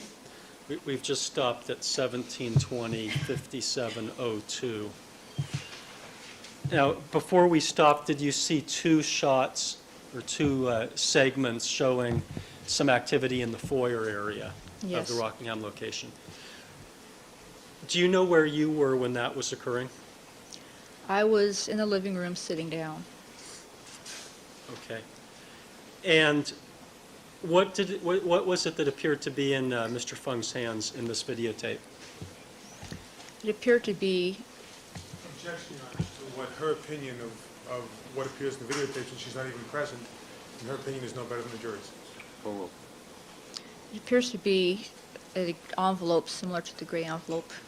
And at this time, did either you or Mr. Fung have any of the packaging materials that you, from your crime scene truck or from the kits? No, Objection, Your Honor, she wasn't present, she can't say what was the topic. no. All right. And was there... Let me see counsel without the report of the sidebar, please.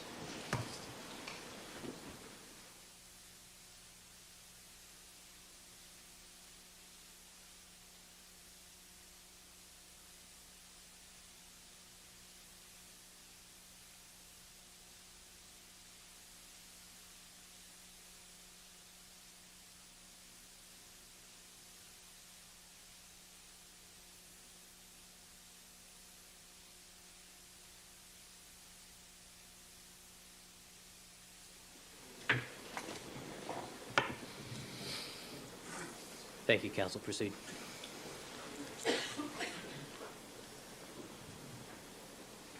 Was there any other item of evidence that you collected or saw being collected after 5/11 No, that was consistent with those shots? no. Okay. Can we continue now?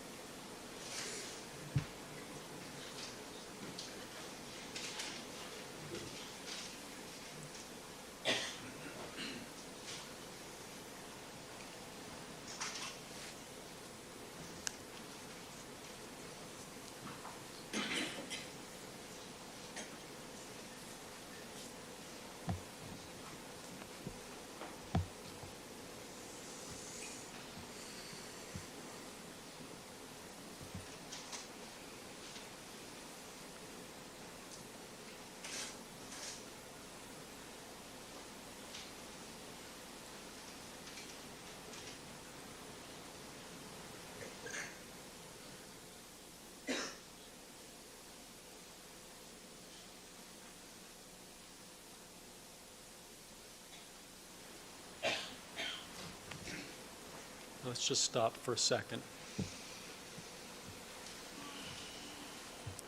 Have you had the opportunity to see this portion of the tape where you and Mr. Fung are leaving the location prior to today? Yes. For the record, we've stopped on 1742, 54, 13.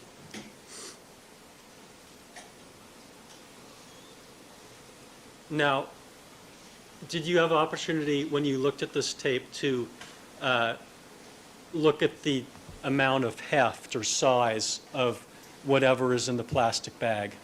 After viewing the tapes, yes. And was there anything that you collected or was collected in your presence after 5/11 that was consistent with that other than the analyzed evidence envelope? No. Foundation. First of all, it's a leading question. Sustain. Phrase the question, jury to disregard the answer. Did you collect anything or was anything collected in your presence after 5/11 that was consistent with the size of what was in that envelope? Excuse me, bag. No.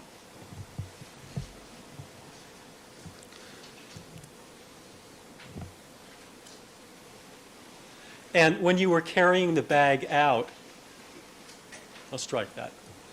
Okay, let's continue.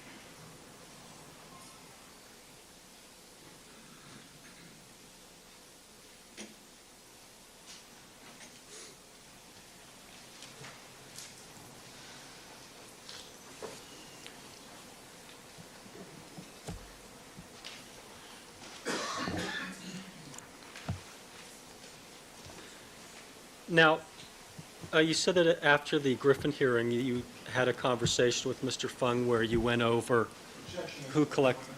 Objections to what he went over in the conversation. Where you went, Sorry to Thank you. testify to. where you went over what had been collected and who did it. Right. Do you remember any conversation about item number 17, the vial of blood? I honestly can't remember if we had a conversation or not. Did that, in your mind, appear to be a significant incident, the circumstances surrounding the collection of or the receipt of that item? No. Why didn't it seem to be significant? The laboratory receives samples of suspects' blood or urine all the time. It was nothing unusual. Did you make it a point when you were getting ready to leave the Rockingham location after 5 o'clock to make a mental note of everything that was happening and the sequence in which it was happening? Not really, no. Or make a mental note of the time that things were happening after 5 o'clock? Not really, no. Did you have any idea that those circumstances were going to be raised as issues later on in a case?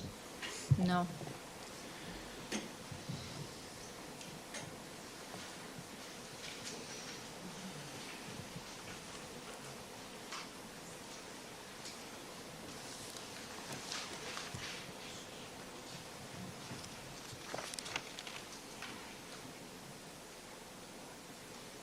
Your Honor, I'd like to read from the Griffin hearing transcript. It's at page 762.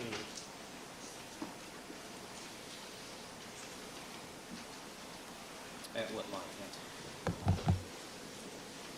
It's line 1 on 762 through line 7 on 763. Mr. Neufeld? I didn't hear what he said. He's ready.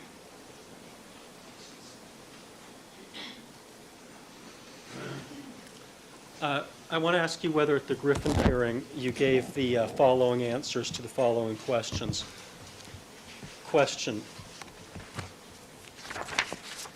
Oh, excuse me. It's 761, line 25, where it starts. Question. And what happened? What time did you finally leave Rockingham for the second time? Answer. Let me check my notes. Approximately 1,700 hours. Question. That's the time that you left Rockingham approximately? Answer. Approximately. Question. Can you just tell me what the source of that approximation is, ma'am? Answer. From one of the last items that was picked up on our way out. Question. And which item was that? That was the last item picked up. Answer. It was sample item 16. Question. At what time was it picked up? Answer. Approximately 1,700 hours. Question. And is it your recollection, ma'am, that as soon as you picked up that item, that you and Mr. Fung left the premises? Answer. It was a little bit after that.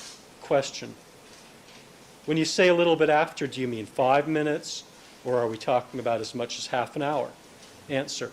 Not as much as half an hour. Question. So would it just be a few minutes? Answer. Yes. Question. Were you with Mr. Fung the entire time after you picked up that last item at 1,700 hours until you departed for your next destination? Answer. I believe I was. Yes. Question. And was anything else, was any other evidence collected after that last item before you actually left Rockingham? Answer. No. No other item? Answer. No. No other items were logged in? No. Do you remember that testimony? Yes. Okay. Now, why did you testify that you left at approximately 1,700 hours at the Griffin hearing? Because that's what I thought the time was after we picked up the last two items that I personally saw. And when you were referring to something at the Griffin hearing, when you testified to that, what were you referring to? As to where I got the time? Yeah.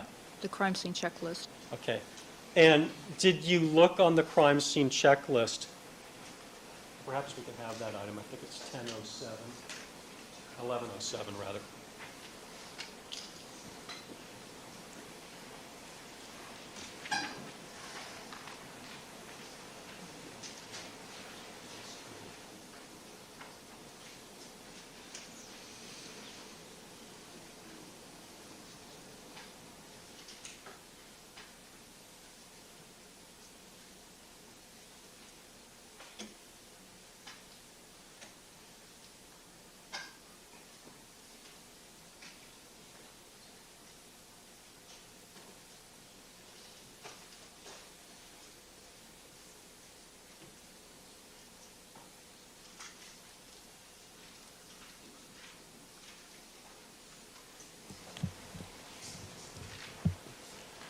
taking a look at the crime scene identification checklist.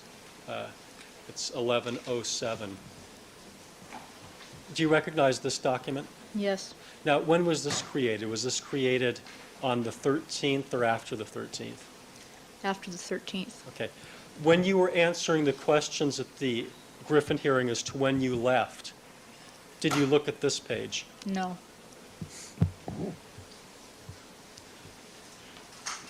And this page indicates that item number 17 was recovered at 1720? that's what it says, yes. Is that your handwriting? The 1720? 1720 is, yes. That's 520, Right. right? So had you looked at this page when you were testifying at the Griffin hearing, would you have testified differently? Yes. And what would have you testified to? That we, Objection as to what? Speculation. Okay. Assisting.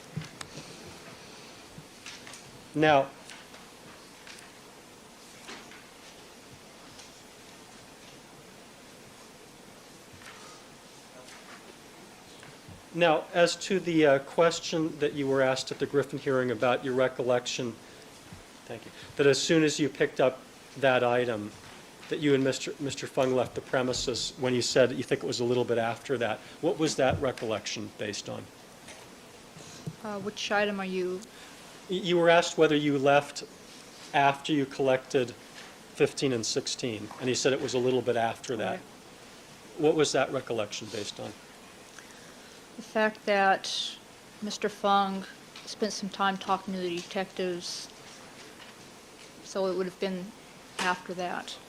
What were you doing in that interval between the time that you got back to the location after locking everything in your crime scene truck and when you came out with the plastic bag? For a short time, I was with Mr. Fung and the detectives and the photographer. After a while, the photographer and I went into the living room and sat down. And what was your mental state at that time? Exhaustion. Did you have a clear sense of how much time was going by when you were sitting down on the couch? No.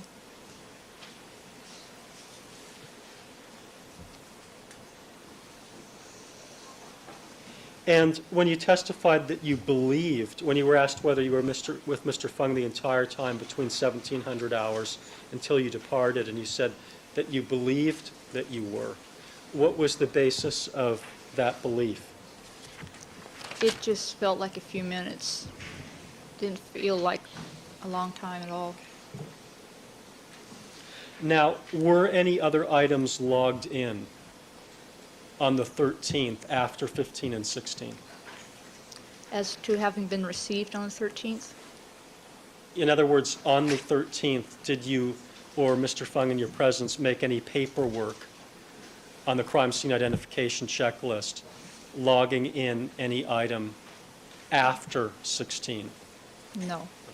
And that was done on the 14th? I believe so, yes. And why was it that that was done on the 14th? Because our checklist was locked in the back of the truck. After we were done and ready to leave Rockingham, we had to get back to the lab to prepare the other evidence. At some point after leaving the location for the last time on the 13th, did Mr. Fung say anything to you regarding a vial of blood from the defendant? Sustain. Is that hearsay? Yes, it is. Okay, fine. All right, why don't we take our noon recess at this point? All right, ladies and gentlemen, we're going to take our recess for the lunch hour. Please remember all of my admonitions to you. Do not discuss the case amongst yourselves, form any opinions about the case, conduct any deliberations until the matter has been submitted to you. Do not allow anybody to communicate with you with regard to the case. We'll stand in recess until 1:30. Ms. Mazzola, you may step down. You're ordered to return 1:30. All right? Thank you.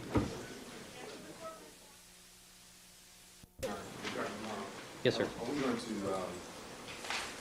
be in session at all tomorrow afternoon under your current plan? Not in session. Okay, I understand. Thank you. Right. All right, Deputy Magnar, let's have the jurors, please.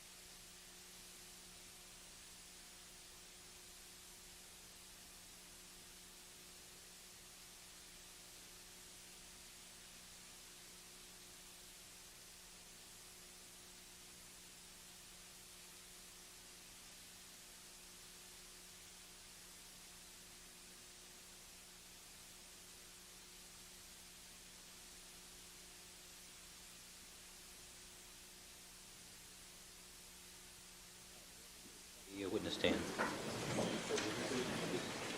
All right, the record should reflect that we've been rejoined by all the members of our jury panel. Good afternoon, ladies and gentlemen.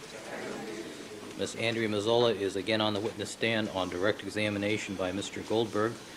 Good afternoon, Ms. Mazzola. Good afternoon. You're reminded you're still under oath. Mr. Goldberg. Thank you. Good afternoon, ladies and gentlemen.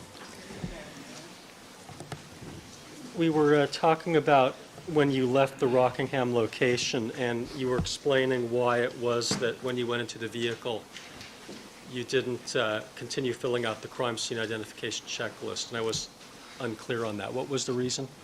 Because the identification checklist was in the back of the truck. Okay. Now, when you got back to the laboratory, approximately what time did you arrive?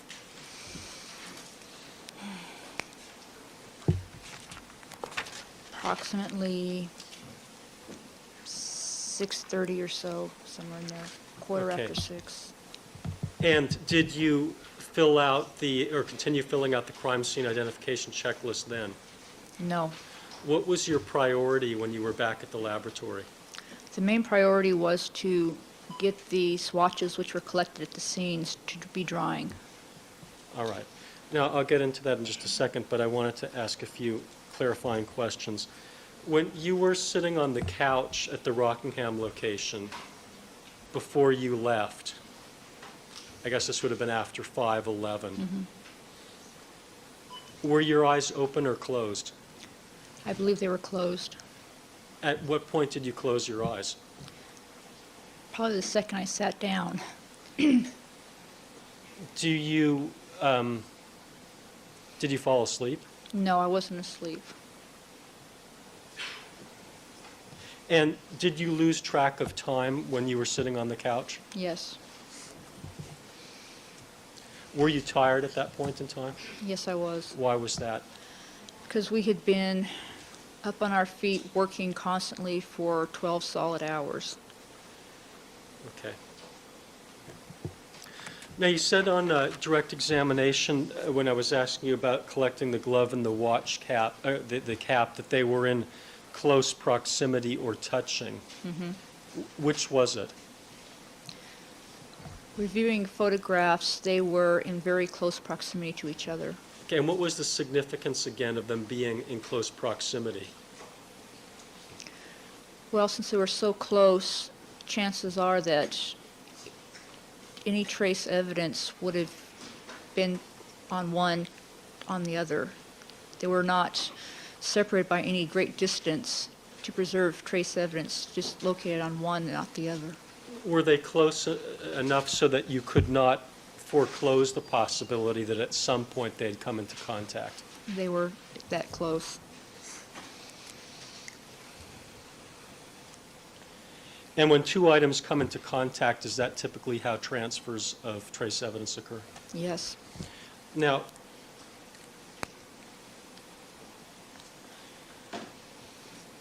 when you got back to the laboratory and you began the drawing process, what role, if any, did you play in the drawing process? At first, I started helping Mr. Fung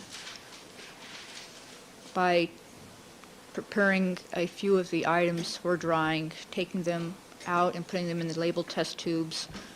But he was much faster than I was, so he suggested I just label the tubes for him.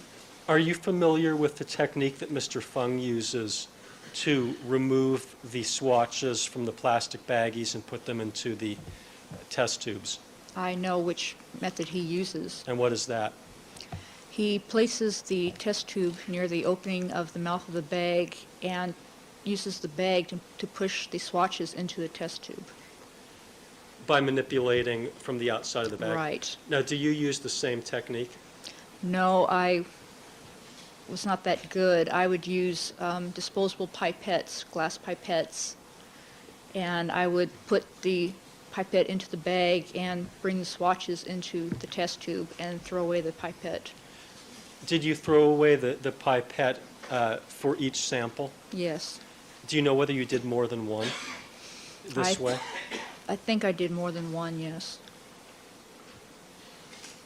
Okay.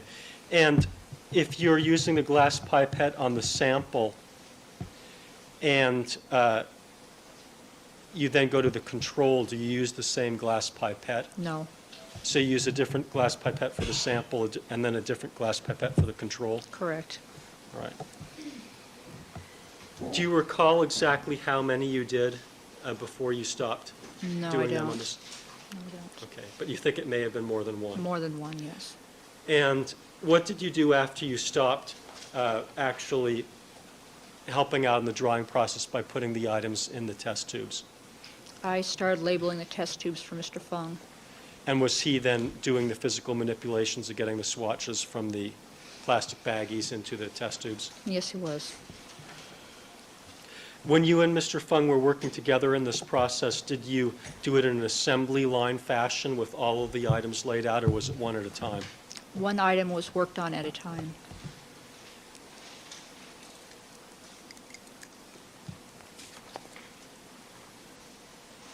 And after the items were placed in their test tubes, were they placed in the coin envelope?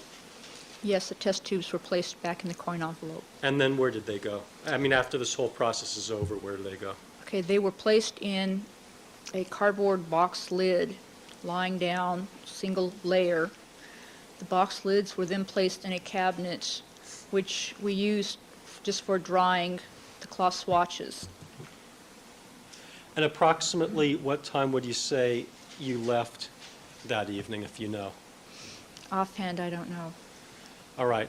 When you left that evening, did you have to take Mr. Fung anywhere? Yes, Where was that? I had to take him back to the firearms section to get his car. Okay. Now, directing your attention to the next day, June the 14th of 1994. Did you enter the evidence processing room that morning? Yes, I did. And for what purpose did you enter the evidence processing room? To go to work. We had to finish processing the swatches. Were you present at a time when Mr. Fung removed some evidence from item number 9, the glove that was found at the Rockingham location? I was in the same room, yes. Okay. And were you present later in the morning when Mr. Yamauchi from the crime lab came in and took some samples? Yes. And did you see how he took the samples? I wasn't paying, Samples of what? Just his It's vague, sustained. Did he take some samples of some of the items that came from the Bundy location? I believe he did. And did he take them out of the room or work with them in the room? They were worked on in the room.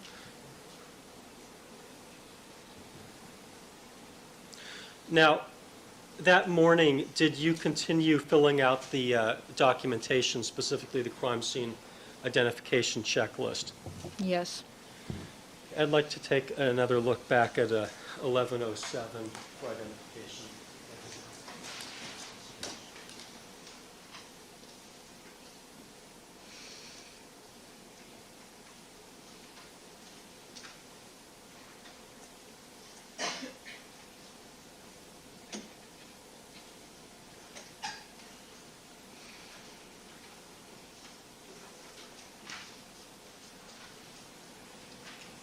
This is the rear of the field notes that lists items 17, 18, and 19 on it.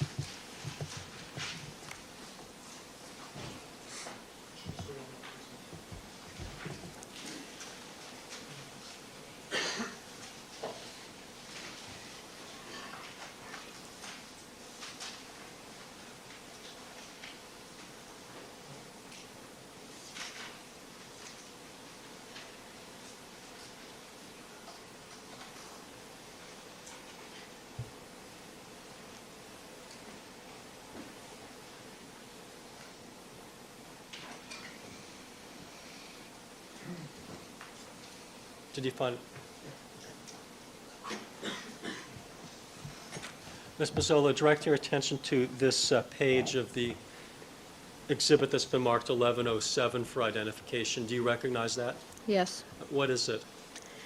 They are notes in my handwriting regarding items 17, 18, and 19. And was this created on the morning of the 14th? Yes. And how did it come into being? Mr. Fung had received item 17. Objection, Your Honor. She would say she's not testifying from what she personally observed. Or we'll rephrase the question. All right, were you directed to make this document, or did you do it on your own? I was directed to make this document And what were you directed to do? to write down the item numbers and a brief description of what each item number was. Was that Mr. Fung who told you to do that? Yes. Did he give you any specifics in terms of what form he wanted you to put it on? At Not- this time? At this time, no. All right, so what is it that you wrote it down on? It was back of the page of the field notes. All right. And are these the items that you wrote at that time in the morning down on this page? Yes. And at some point, did you show this document to Mr. Fung, or did he see it? He saw it. And as a result of that, did you then generate another document? Yes. And why did you do that? Because he wanted it placed on one of the forms that we use, the front face of the field notes. Okay, is the form that we are looking at now an official Los Angeles Police Department form that's used for these purposes, or is it just a blank piece of paper on the reverse of? It's just the reverse of a piece of paper. Okay, so he wanted it on what form? On one of the evidence collection sheets.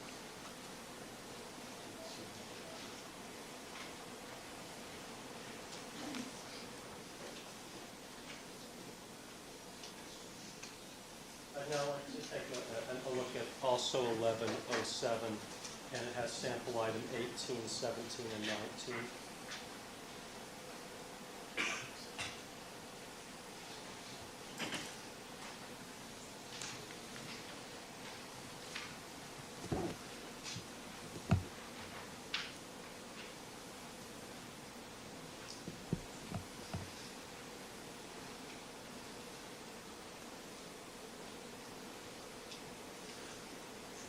Now, is this exhibit part of the official crime scene identification checklist type form that you use when you're out in the field generally?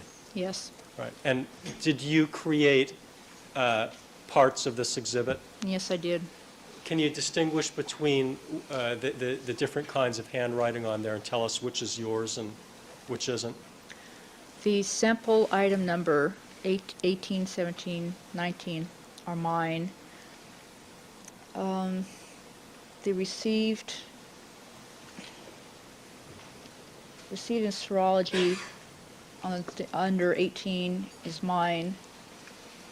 17, the location of item received from Van Adder, is Mr. Fung's writing. My writing is the writing under the item collected for that item number, and Mr. Fung's writing is removed from. Mine is item 9, and his is the hairs and fibers. Okay, now, did you do this document on your own initially, or did Mr. Fung do it together with you? Initially, it was mine. And then did you call Mr. Fung's attention to it. Yes, I did. Now, when you put in the time for item number 17, 1720, is that what it says? 1720. Where did you get that from? From Mr. Fung, Is that 520? yes. It came from him and not an analyzed evidence envelope or another piece of paper?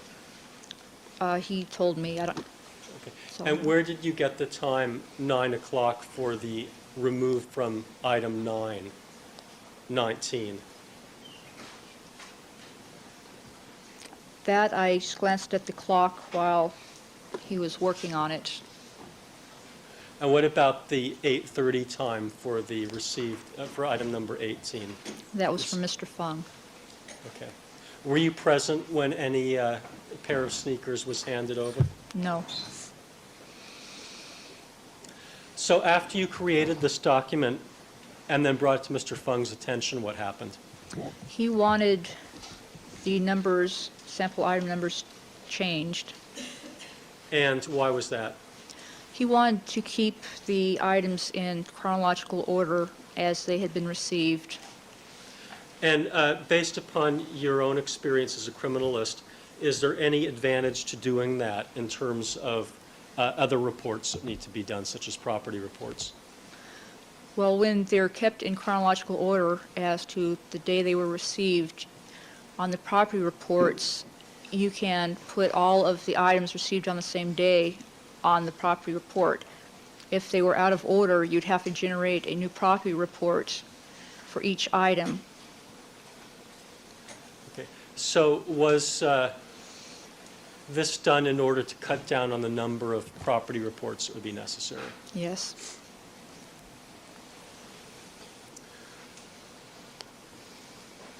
Your Honor, may I approach the witness so that she can look at the document itself? Yes.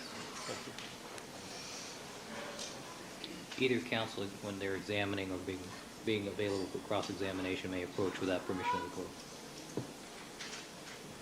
Direct your attention back to item number 19. There appear to be some erasures under there. Do you know what was originally said?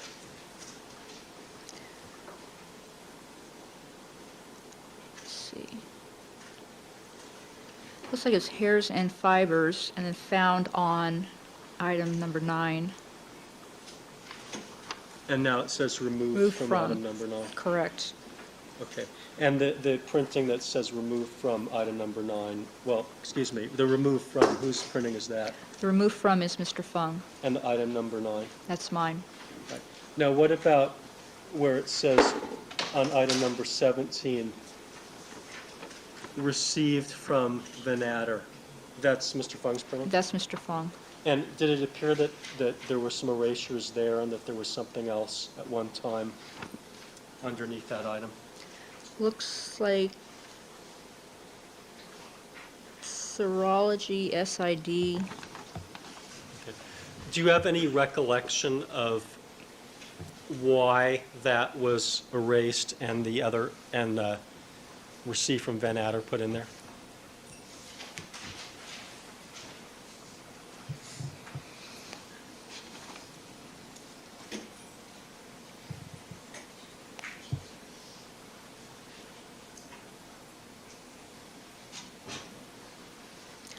I believe I was trying to put them in order that Mr. Fung wanted, 17, 18, and 19, and had started to write received in serology, meaning the tennis shoes, and Mr. Fung wanted it kept 18 first, then 17, then 19. And he just changed those Right. item numbers? They were, yeah. Now, did Mr. Fung ever tell you anything to the effect of, well, it's not coming in for hearsay purpose, Your Honor, just, We approach him at all. okay. Please.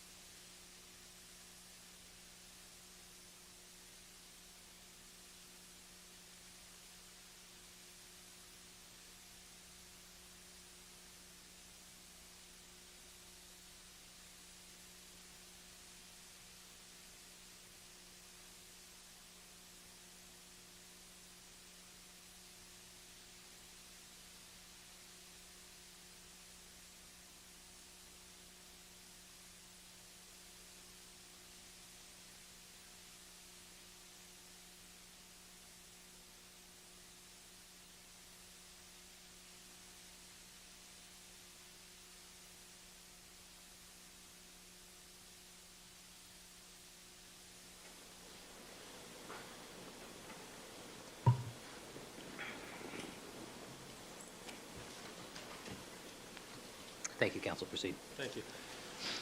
Ms. Mazzola, did Mr. Fung ever tell you simply to start over again with a new form? No. Right.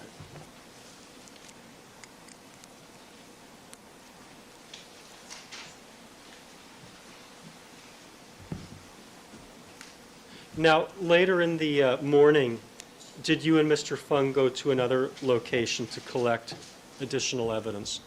Yes. Where was that? It was at the LAPD print shed. And can you tell us the time that you got there approximately? May I look at my notes? Sure.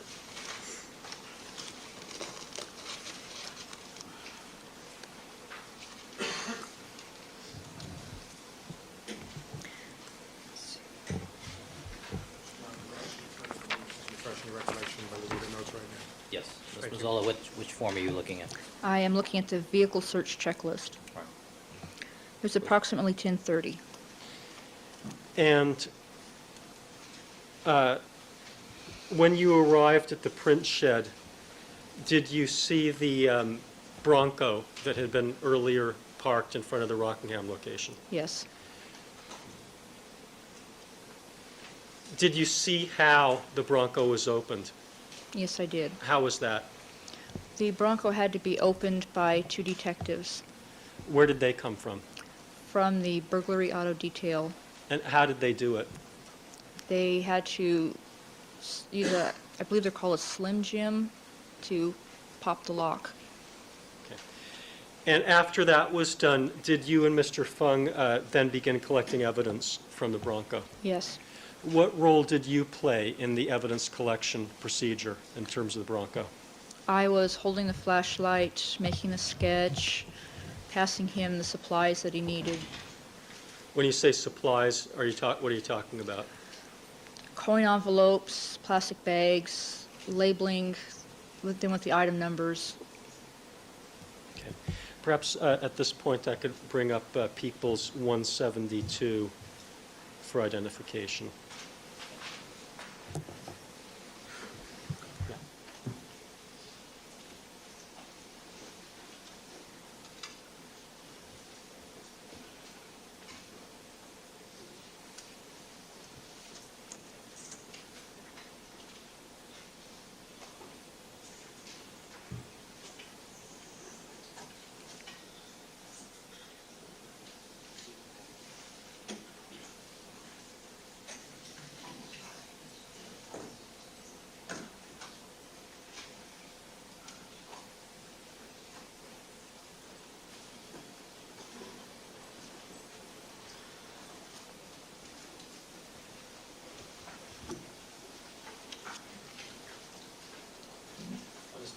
I don't know whether you can see this. I'd like to draw your attention to one of the call-out lines that does not have a number on it. It's just a red dot, but it hooks up to a photograph that has an item number 33 and depicts the brake pedals in the Bronco. Do you recognize that? Yes. And when you were at the location, did you do any testing on the brake pedals and the gas pedal as depicted in that photograph? Yes, I did a phenolphthalein test. Did you do that personally, or did Mr. Fung do that? I did that personally. Can you tell us what's involved in a phenolphthalein test? It is simply taking a cotton swab, cotton tip swab, dampening it with a little distilled water, shaking off the excess, applying the swab to the area, adding a drop of the reagent. If there's no color change, we add a drop of hydrogen peroxide. If it is negative, nothing happens. If it is positive, it turns a magenta hot pink. And did you do that phenolphthalein test for each one of the 3 pedals that are depicted in the photograph that has the call-out line with no number on it? Yes. What was the result? And I check my notes. Sure. All right, Ms. Mazzola, could you try to keep your voice up? All right, thank you.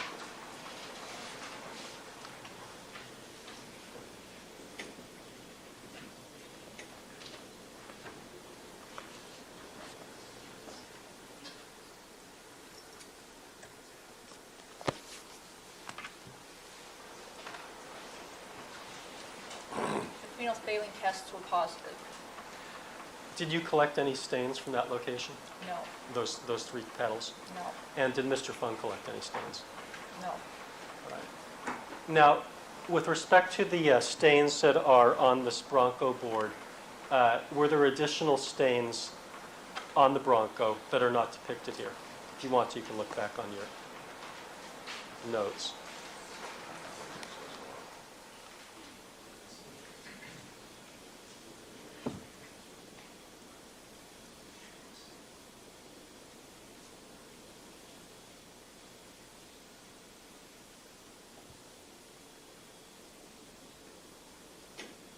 Yes, there were other stains. Okay, for example, was there a stain number 21, or 20, rather?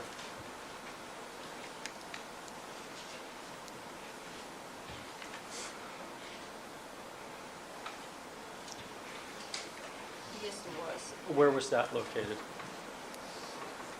That was located in the passenger door near the top edge of the passenger door. Now, with respect to the stains that we see here that are depicted on this exhibit, let's start with the stain number 30 and 31. Do you recall specifically seeing those, or just generally that you know that there were a lot of stains in the Bronco? Objection, Your Honor, it's the general law. Sustain, rephrase the All question. right. Do you recall specifically seeing, well, let me ask it this way. Do you recall specifically seeing all of the stains that are depicted here, with the exceptions of 304 and 305 rather? Or do you just have a general recollection that you saw stains in there? I have a general recollection of small stains, yes. All right. Thank you. You can retake the witness stand.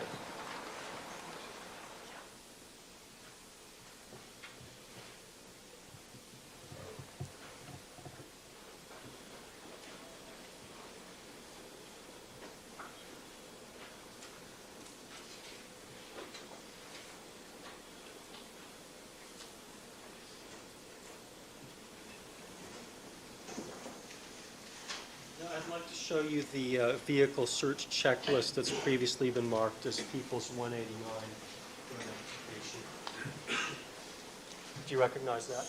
Yes, And is that the documentation that you were filling out while you and Mr. Fung were collecting the stains from the Bronco? yes, And does that list all of the various stains that were obtained from the Bronco on that date? Collected, I should say.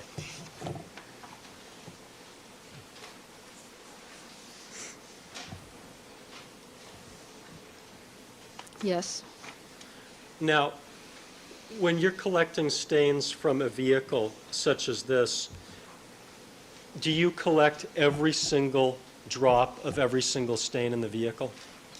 no. What do you do? You, as a normal crime scene, you take a representative sample. And by that, do you mean, what do you mean when you say representative sample? You collect samples from the various items in the different locations. You would not collect every single spot. If there were 5 spots near each other, you would not collect all 5 spots. Okay, but let's say that you have a situation where there are 10 spots, and you decide that you're going to collect 6 of them. Do you collect as much of those 6 spots that you decide to collect as you can? Yes, All right. But in terms of the number of spots, you don't necessarily collect every single spot? no.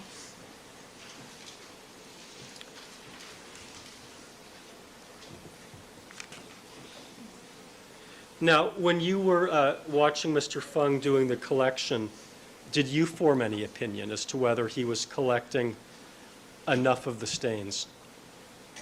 I did not form any opinion, no. All right. How well could you see specifically what was going on in terms of the collection that was happening on the console? I could not see very well because it was dark, and he was looking for the stains with the flashlight.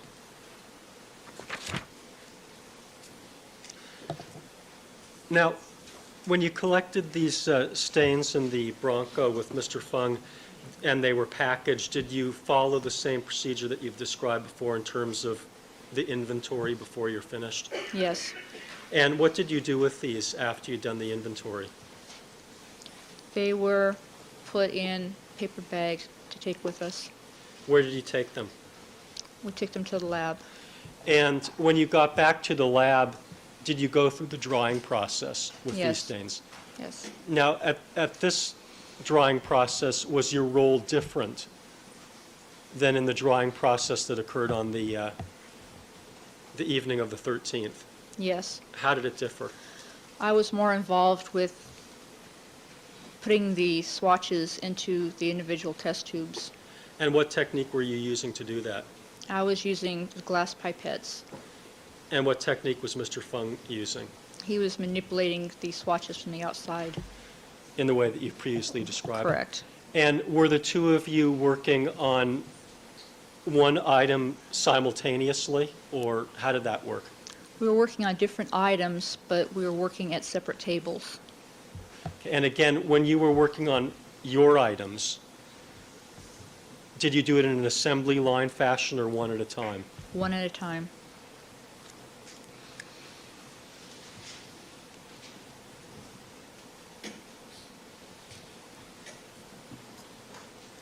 Now, after these items were put out to dry, did you participate in the packaging process? Yes. And what did the packaging process involve? You take the dry swatches, you put them in a small paper bindle, which is just a piece of paper, clean paper folded up, put the swatches in, seal it, write the DR number on it, the item number. These go back in the original coin envelopes, And did you do that in assembly line fashion or one at a time? one at a time. And after the drying process was done on the various items that have been collected on the 13th and 14th, did you participate with Mr. Fung in writing the property reports? He wrote the property reports. He did that. He did that. And on June the 16th of 1994, did you see the evidence? That morning, yes. And what condition was it in when you saw it? Sealed boxes, So at that time, everything that had been collected was sealed up. yes. Did you see it actually being brought to the evidence control unit? No, Was that the last time that you'd seen it? yes.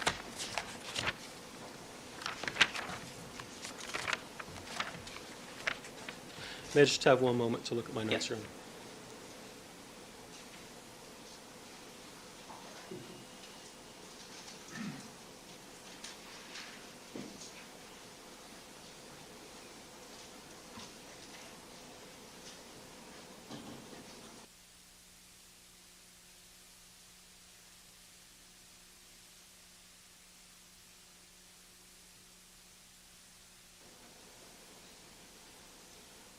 Thank you. I have no further questions. Mr. Neufeld? Okay. All right, ladies and gentlemen, we're going to take a brief recess to shift gears here for about 10 minutes. Please remember all my admonitions to you. If you'll just step back into the jury room as soon as we reorganize, we'll get started again. All right? Let's take 10 minutes.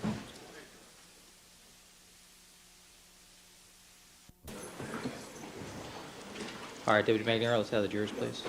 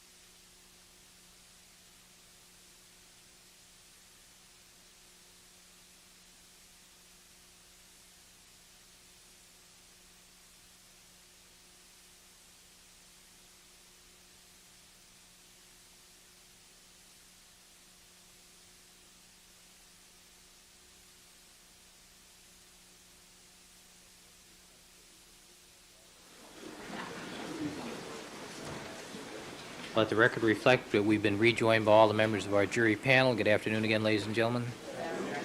Ms. Andrea Mazzola is again on the witness stand, now on cross-examination by Mr. Neufeld. Good afternoon again, Ms. Mazzola. Good afternoon. You're reminded you are still under oath.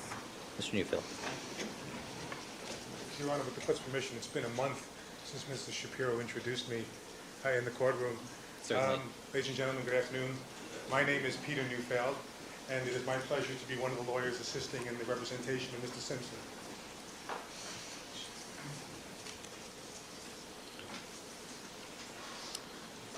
Ms. Mazzola, did you watch any of Dennis Fung's testimony at this trial? Or hear any of it on the radio? Just bits and pieces.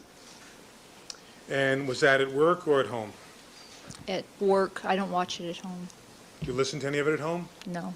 So it's on the television at work, though? Yes. And it's on people's radios at work? Yes. And that's at the SID laboratories here? That's correct. And other than Dennis Fung's testimony, did you watch or listen to portions of any of the other witnesses' testimony during this trial? Maybe just bits and pieces. I don't make it a practice to listen. Well, Dennis Fung had mentioned that that the radio is on in different places in the laboratory. Is there a radio in toxicology? There, The question about is there a radio in toxicology is an appropriate question. You can answer that. yes, there is. And are people in toxicology listening to the trial? Our radio in tox does not get very good reception. We're lucky if we hear anything at all. I understand that, but given the limited reception that you do have, ma'am, do people in toxicology have it tuned to the trial? They try, yes. Okay. And not only in toxicology, but are there other radios in serology, for instance? I don't know what goes on in serology. How about in the evidence processing unit? Is there a radio there? I believe there is. And you said there are also televisions at work. One And is that in the cafeteria? in the lunchroom, yes. And in the televisions in the lunchroom, does that also broadcast the trial? Yes. And so employees at SID can come in and watch the trial when they have free time. They can. And you've seen bits and pieces of the trial on that television? When I'm in and out of there, yes. Okay. Well, do you ever have your lunch there? I tend to take my lunch when the court was recessed for lunch. I'm sorry, what? I took my lunch when the court was taking theirs. I don't like to watch the trial. No. I don't mean, you take your lunch every day at SID at the same time the court recesses? After the court is out of session is when I go and eat my lunch, or we go out to lunch. Okay. But there've been some times where you have seen bits and Right. pieces on the television of the trial testimony? Yes. Okay.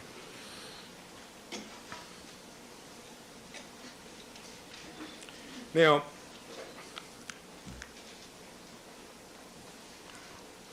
going back to August, Mr. Goldberg had referred to your testifying at a hearing. I believe it's on August 23rd. Is that correct?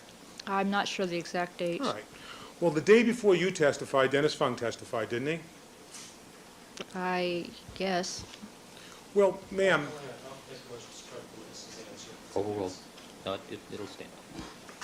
Well, ma'am, just calling your attention again to the hearings that took place during that third week in August of 1994.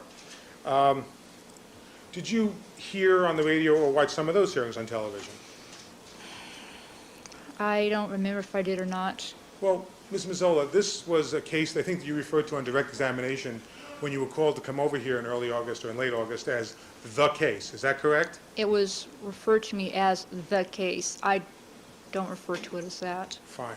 But it was a very high-profile case at the Scientific Investigation Division of the LA Police Department, was it not? Yes, it was. And everyone talked about it quite frequently, did they not?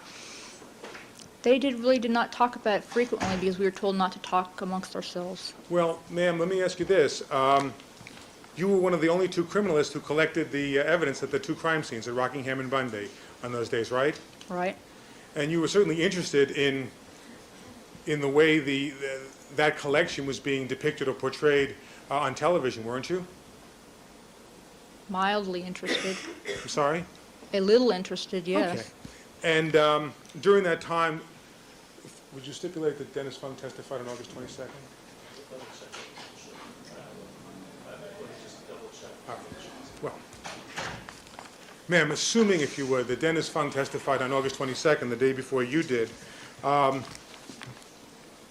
best you can recall, were you mildly interested in what Dennis Fung had to say about yours and his collection of evidence before a national television audience? I don't recall if I was listening to it or not. I honestly don't recall. Well, were you listening on August 22nd? I'm sorry, withdrawing. You said earlier that the first time you heard that you were needed in court was the morning of August 23rd, or the morning that you testified. Is that right? That's right. Were you listening on the television and radio when it was said in open court on the afternoon of the 22nd that your attendance would probably be necessary the next day? No. Or will answer stand. No. Well, did anyone call you the afternoon of August 22nd or the evening of August 22nd and say that defense counsel has requested your presence and you may have to be on the witness stand the following day? Right, No. that does assume facts that aren't in evidence. We don't know what date it was. Sometime in August. As an officer of the court, Your Honor, I'm representing when Mr. Counsel, I Fung's know that, testimony but- was and when hers was. You can ask the question, same answer, the day before you were called to testify.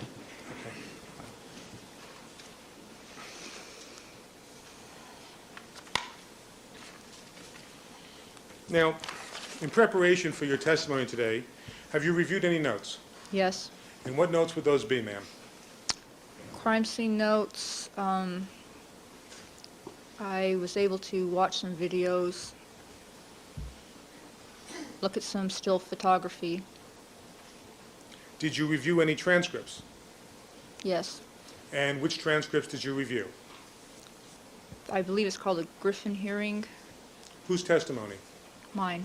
Did you review the testimony of any other witnesses from that hearing? No. Did you review the testimony of any other witnesses during the course of any other proceedings of this trial, of this case? No. And you mentioned that you've also viewed some videotapes. Correct. Approximately how many videotapes have you reviewed? I lost count. I don't know. Perhaps dozens? I don't think it was dozens. No, not Perhaps that a many. dozen? Maybe a dozen or less. Okay. And are all those videotapes shown to you by the district attorney in this case? Yes. Were any of them showed to you by police officers? No.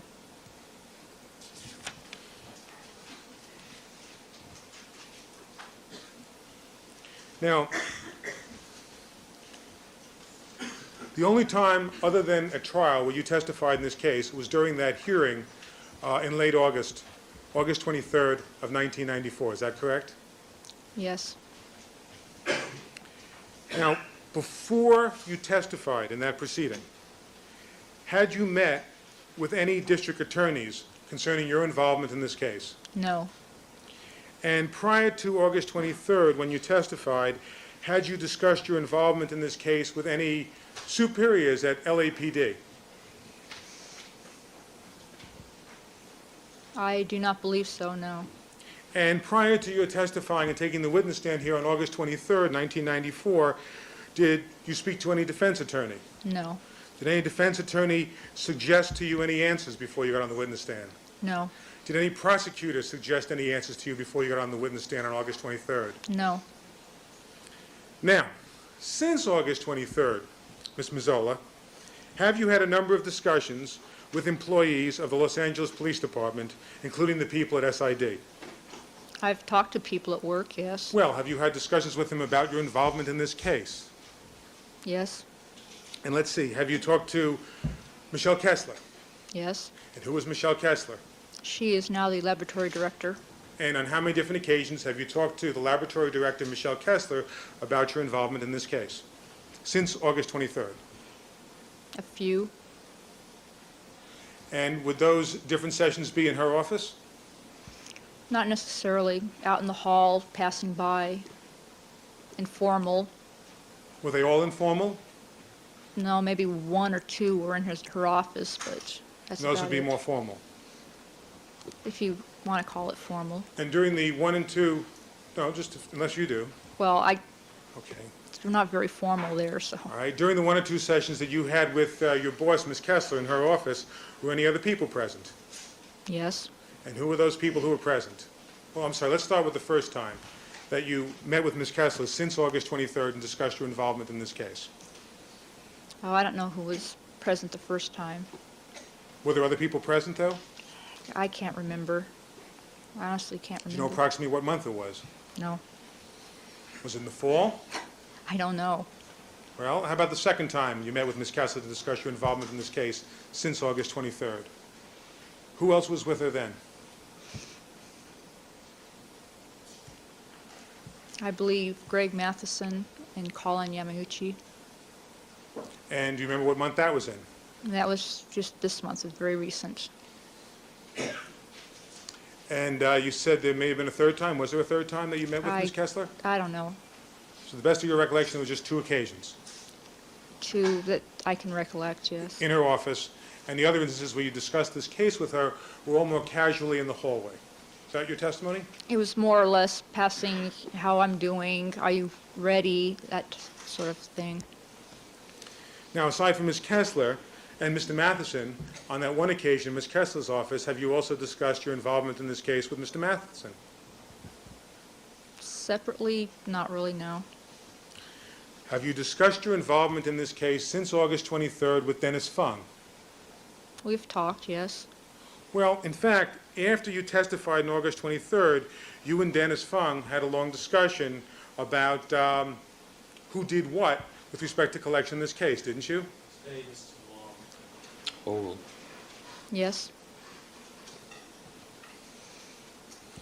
And in fact, during that discussion, it was your testimony of August 23rd which precipitated that meeting between you and Mr. Fung. Isn't that correct? I don't know if it was the testimony that, Well, Ms. Mazzola, isn't it true that when you had the meeting with Dennis Fung, after you testified on August 23rd, he told you that he disagreed with your recollection of what you testified to at August 23rd? Isn't that correct? Sustain.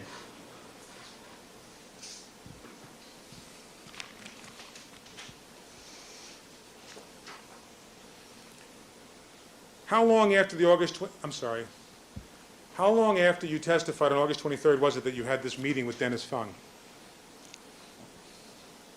I have no idea. And during that meeting with Dennis Fung, didn't he state to you that he had a different recollection than you had? One second. He had a different- Sustained. State to you. It's not being offered for the truth of the matter asserted, Your Honor. It's being offered to show that he stated it. Sidebar. Thank you.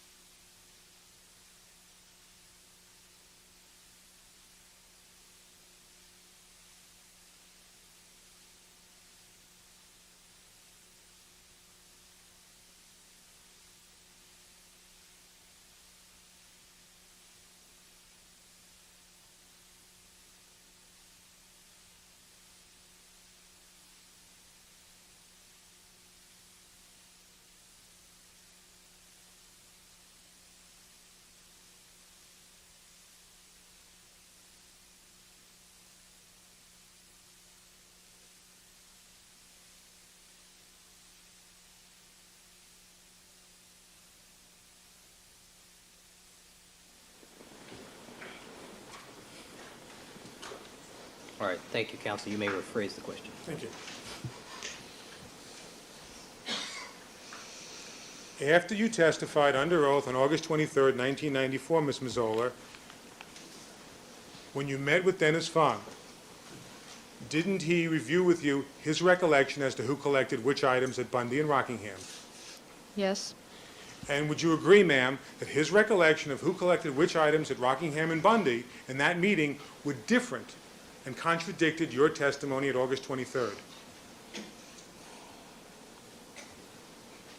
I- Some calls for conclusion and yours. It's her state of mind. Overruled. You can answer the question. I don't know. We talked about who collected what because it seemed like it was going to be a big deal, rather than us working as a team. They want, Ms. Mazzola, this morning you testified that Dennis Fung collected the drops numbers 4, 5, and 6 at Rockingham. Is that correct? Overruled. may I check my notes to see which drops are 4, 5, and 6? Please do.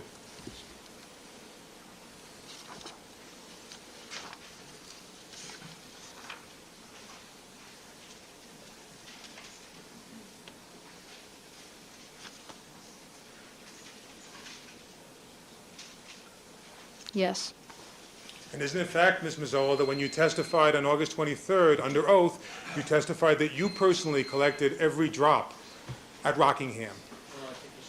Seize the phone, Deputy Magnera. Neither page, line, subpage. One moment.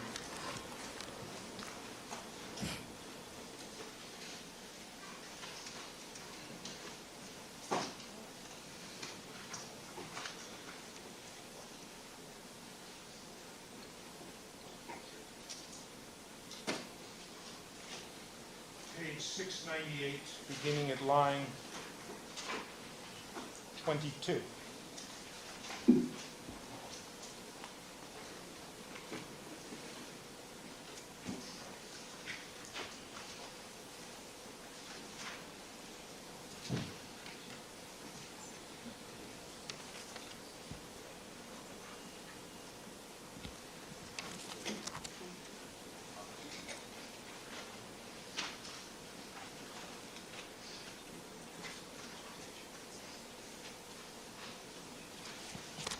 Do you have it, Mr. Goldman?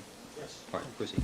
Ms. Mazzola, you said a moment ago that you testified this morning on direct examination that it is now your recollection that Mr. Fung, and not you, collected the drops, item numbers 4, 5, and 6. Is that correct? that's correct. And just so we can be very clear as to what items 4, 5, and 6 are, may I pull out one of the exhibits? Certainly. Thank you. Mr. Scheck, you want to assist Mr. Neufeld there?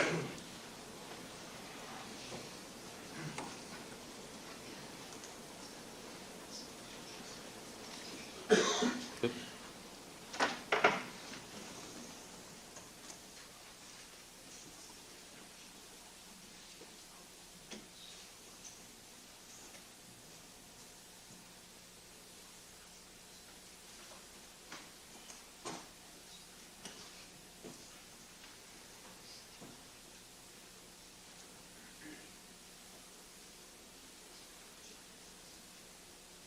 Ms. Mazzola, could you please step down from the witness stand, with the court's permission?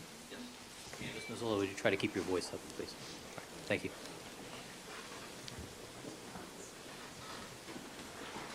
Ms. Mazzola, would you please point out for the jury, so I don't block them, where drops 4, 5, and 6 are on the diagram, which is People's Exhibit 120.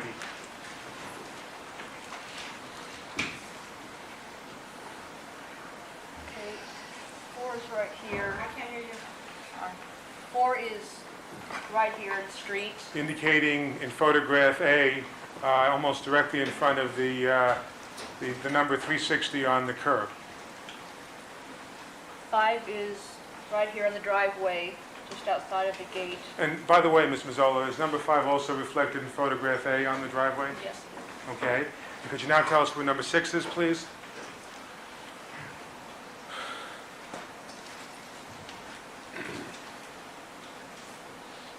And 6 is Right here. indicating on photograph C on the same exhibit, a card that is toward the rear of item number 5 and toward the left of another card. Is that correct? That's correct. Okay. Now, ma'am, this morning when you testified, you said that it was now your current recollection that items 4, 5, and 6 were collected by Dennis Fung and not by you. Is that correct? I think that misstates the testimony. Overruled. Is that correct? I believe so. And isn't it true, Ms. Mazzola, that you can stay there for 1 minute because we're going to come back to the board. Now, when you testified on August 23rd, by the way, when you testified on August 23rd, like this trial, it was a proceeding where you testified under oath. Is that correct? That's correct. And in fact, when you testified on August 23rd of 1994, it was a mere 2 months after the incident, correct? Yes. Okay, whereas today you're testifying almost 10 months after the incident. Is that correct? Yes. When you testified on August 23rd under oath, were you asked these questions and did you give these answers? Question. And what items of evidence did you personally collect at Rockingham during that first visit? Answer. A red stain on the door of the Bronco and the red stains leading up the driveway to the front of the house.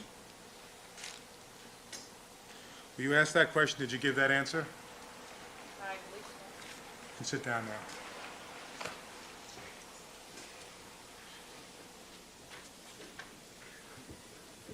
Yeah.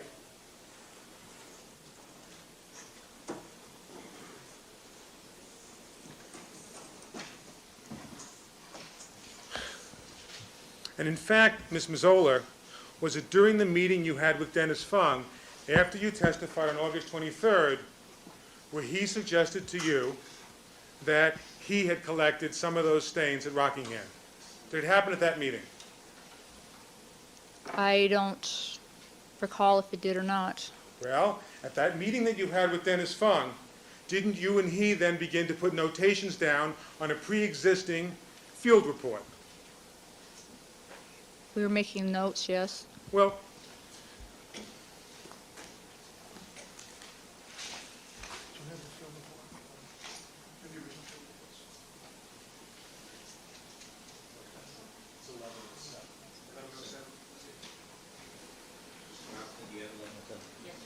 All right.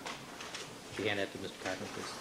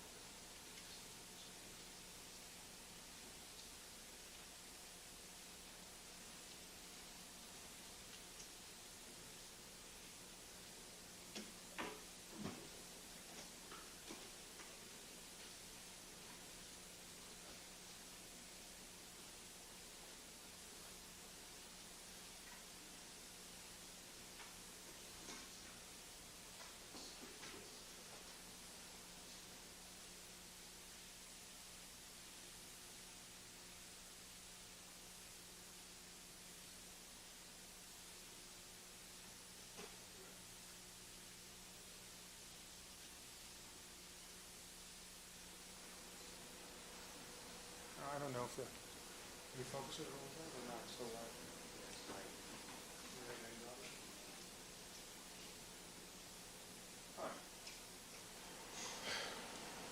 That's fine. Ms. Mazzola, do you recognize that document? Yes. What is it? A collection report. And is it the collection report for the items of evidence collected at Rockingham? Yes. And are the items, which I just referred to as the drops, the Rockingham drops, if you will, are they included on that list? Yes. And are they noted on that list in the left-hand column by either a photo number or an ID number? Yes. All right? And if you now go over to the 1, 2, 3, 4, 5, 6 columns. There's a column that says by. Is that correct? Yes, And what would go in that column ordinarily would be the initials of the person who actually personally collected the item. Is that correct? if at the time it was necessary, yes. Right, but that's what that column is for, correct? If the person collecting the evidence deems it's necessary to put the initials, yes. When you filled out this report on that day, that entire column for every single item at Rockingham was left blank. Is that correct? Yes, Now, when you had the meeting with Dennis Fung, you had a photocopy of this document with you, did you not? yes, And during the meeting with Dennis Fung, he expressed to you his recollection of which items he collected, correct? we were discussing it. Did he discuss with you and explain to you his recollection of which items he collected, Ms. Mazzola? I believe so, yes. And when he did that, he said to you that it's his recollection that he collected items 4, 5, and 6, correct? During that discussion. I don't remember. Well, have you had any other discussions with Dennis Fung about which items he collected, other than this one meeting that occurred after you testified under oath on August 23rd?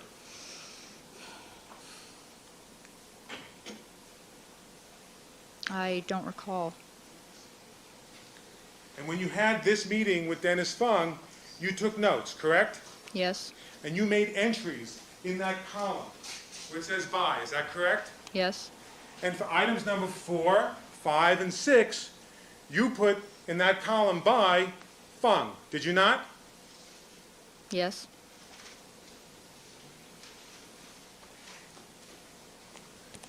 And it's those notes that you made when Dennis Fung spoke to you after August 23rd that you are in part relying on today when you testify as to who collected what. Is that correct? For that column, no. You're not at all relying on those notes to refresh your recollection as to who collected what? No. All right. Are there any documents at all in this case which identify which of you collected which items? On some of the videotapes, it shows who is collecting which items. All right, and it shows you collecting a hat and it shows you collecting a glove, correct? Correct. Is there any videotape that you've seen that shows which bloodstains you're collecting as opposed to Mr. Fung? There are a few instances, yes. And in which videotapes are you referring to? Why don't you tell us which item it shows Mr. Fung collecting?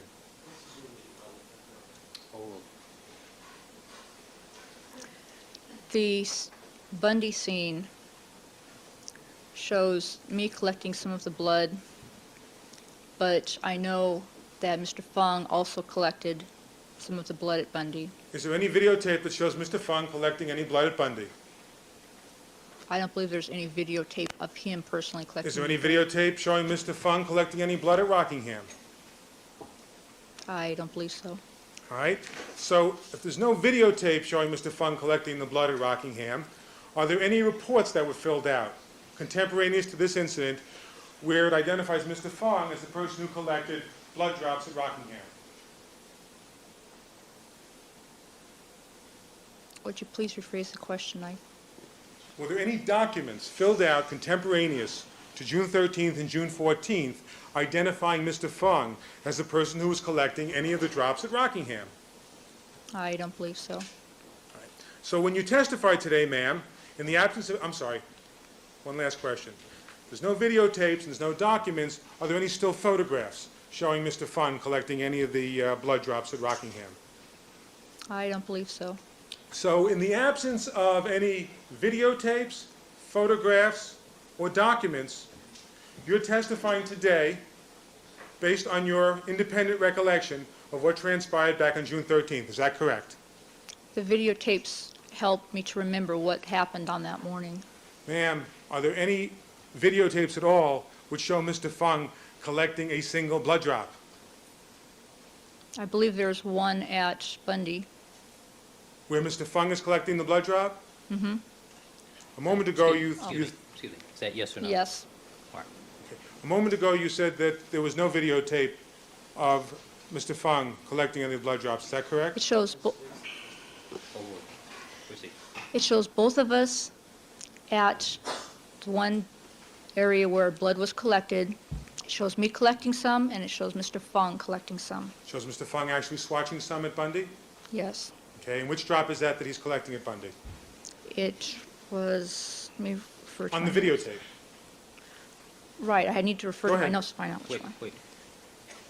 Ms. Mazzola, let Mr. Neufeld finish asking you the question before you start answering. Mr. Neufeld, let her finish answering before you ask the next one. Thank you. Let's see.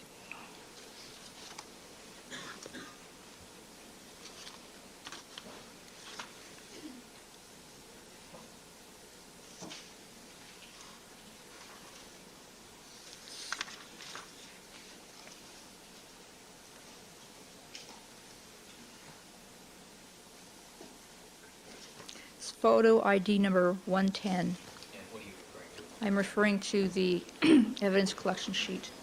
Mr. Neufeld. Okay. And do you know what property item that is? Let me see.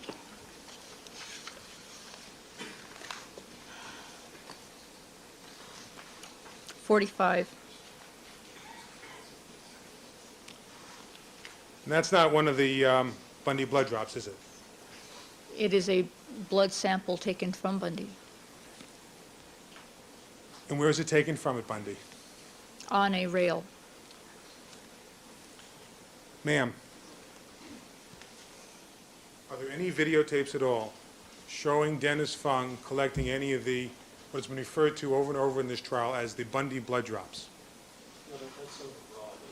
Sustain what you Is there any videotape at all showing Dennis Fung collecting any of the blood drops that are on the walkway leading to the rear alley at Bundy? I don't believe so. None that I've seen. And are there any videotapes at all showing Dennis Fung swatching any of the blood drops at Rockingham? No videos that I have seen. All right, so now focusing on Rockingham, ma'am. There's no videotape showing Dennis Fung collecting any blood drops there, correct? Correct? There's no still photographs showing him collecting any blood drops there, correct? Correct? And there's no documents that were made contemporaneous to this whole matter on June 13th or June 14th, which suggests that, which shows him swatching any blood drops at Rockingham. Is that correct? Correct? And so when you testified today, this morning, that it's your recollection that Dennis Fung collected items 4, 5, and 6, you're testifying based on memory. Is that correct? That's correct?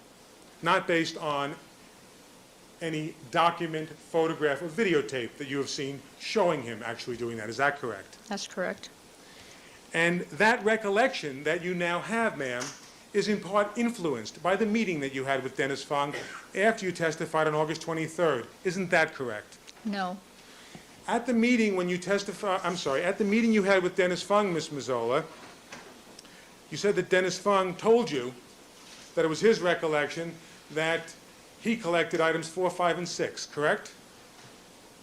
No. During the meeting that you had with Dennis Fung after August 23rd, didn't he tell you what his recollection was as to which items he collected at Rockingham? We were discussing the scene in general.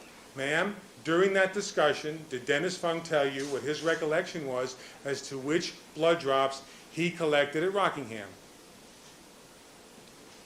I don't believe he said he recalled his recollection. Well, ma'am, the last time, did anything happen? Since you testified on August 23rd, until you had this meeting with Dennis Fung, did you speak to anyone else about who collected which items at Rockingham other than Dennis Fung? I don't believe so. And did you review any photographs reflecting who collected which items at Rockingham between your testimony on August 23rd and the time you met with Dennis Fung? I was able to review some of the still photographs. But the still photographs don't depict, as you said a moment ago, Dennis Fung collecting anything, correct? At Rockingham. overruled. That's correct.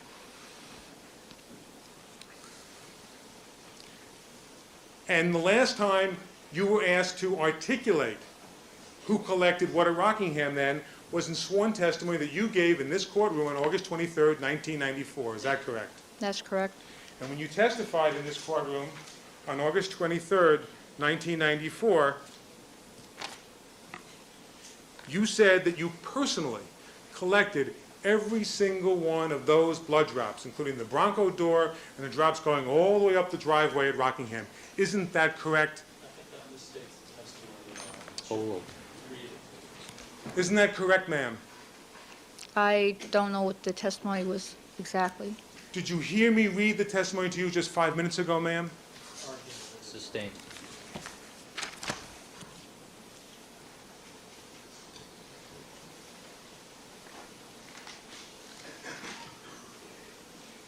Ma'am, when you testified on August 23rd, when you asked this question, did you give this answer? 698, line 22. Question. Okay.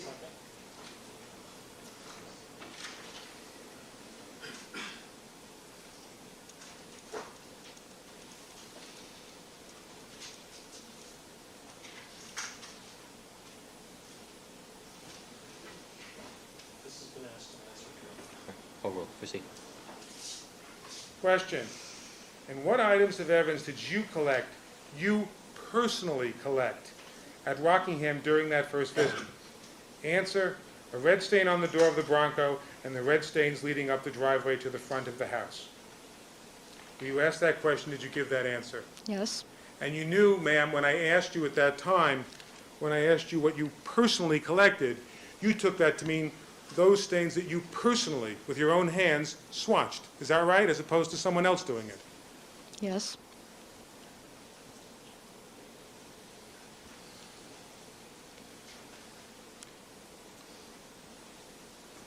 In fact, ma'am, at that meeting with Dennis Fung, by the way, do you remember when that meeting with Dennis Fung was had? I have no idea. What, was it a week after you testified? Was it the day after? I do not recall. Was it the same month? I do not, excuse me, I do not recall. Was it September? I don't know. Was it October? All right, we're cumulative at this point, counsel.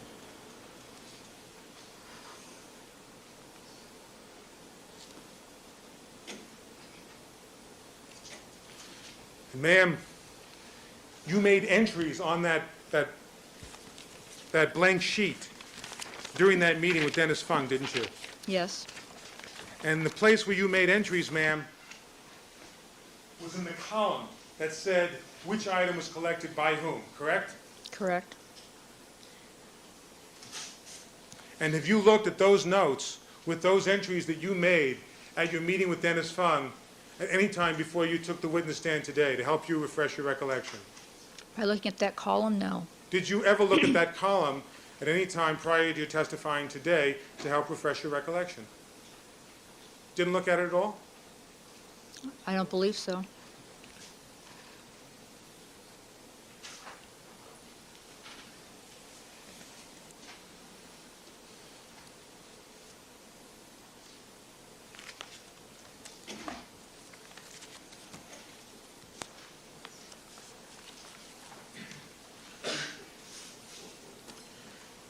Now, other than your meeting with Dennis Fung and your meetings with Michelle Kessler, your supervisor, to discuss your involvement in this case, since August 23rd, have you had any meetings with representatives of the District Attorney's Office? Yes. And when was the first? I don't recall when the first one was. Well, would it be fair to say that there have been many since August 23rd? There have been a few, yes. Few? How It many hasn't- have there been, ma'am? I don't know the exact number. It has not been every day. Well, how many times have you met with the District Attorney's Office during the last 2 weeks?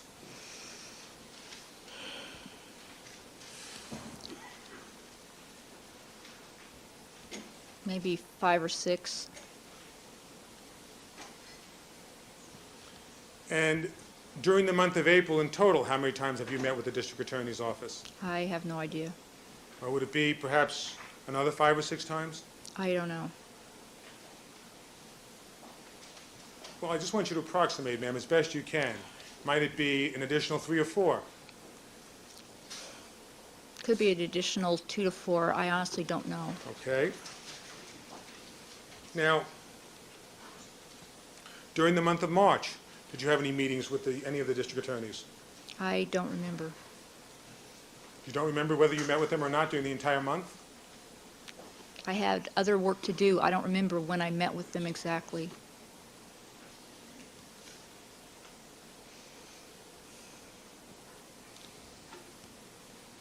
Did you meet with them at all during the month of February?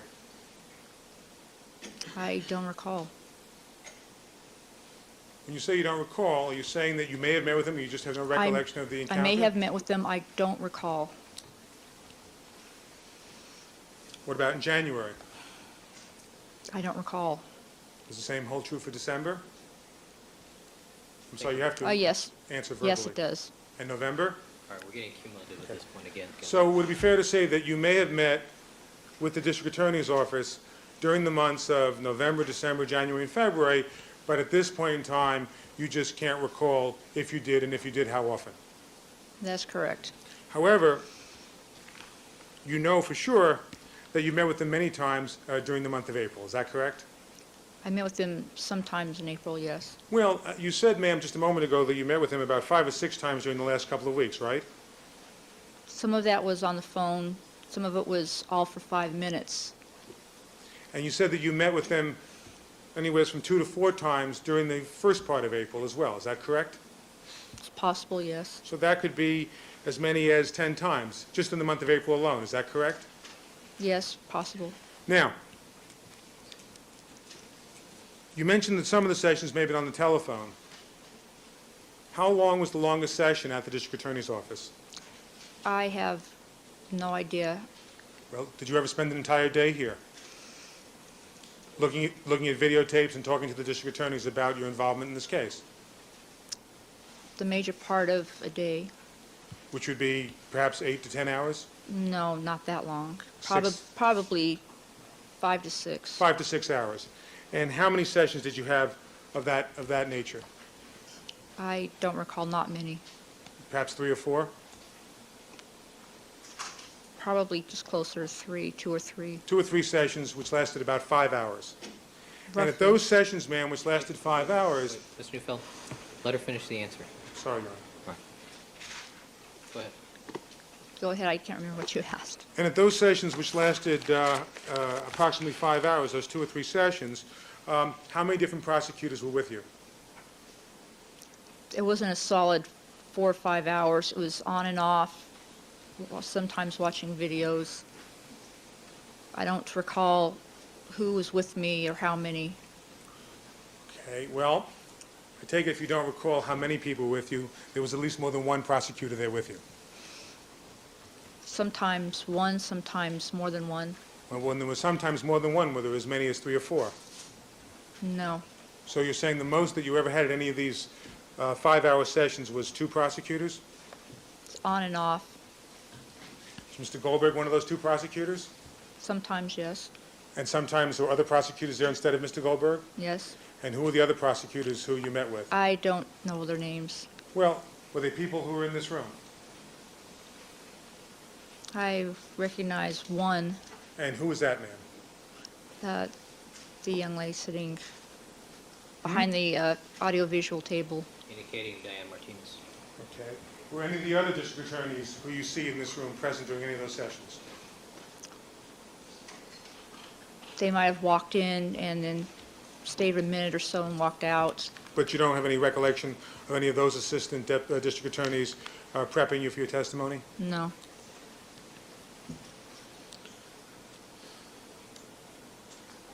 Did any of these district attorneys at any time take you into a courtroom? No.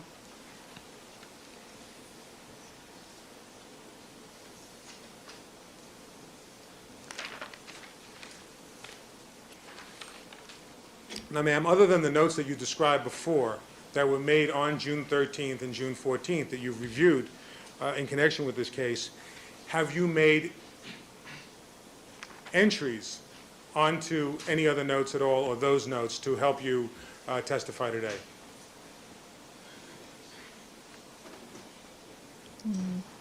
No. Are there any notes that you've made that are not your original notes?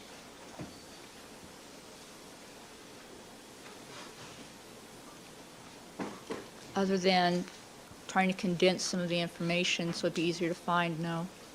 Well, you said you did make notes during your meeting with Dennis Fung, correct? That was just what we had discussed on the collection by. And those notes were made both on the Rockingham evidence collection sheets and the Bundy evidence collection sheets? Yes. Your Honor, I'd like permission to make a photocopy of those, if I may. Certainly. Do you have those with you? Yes. All right.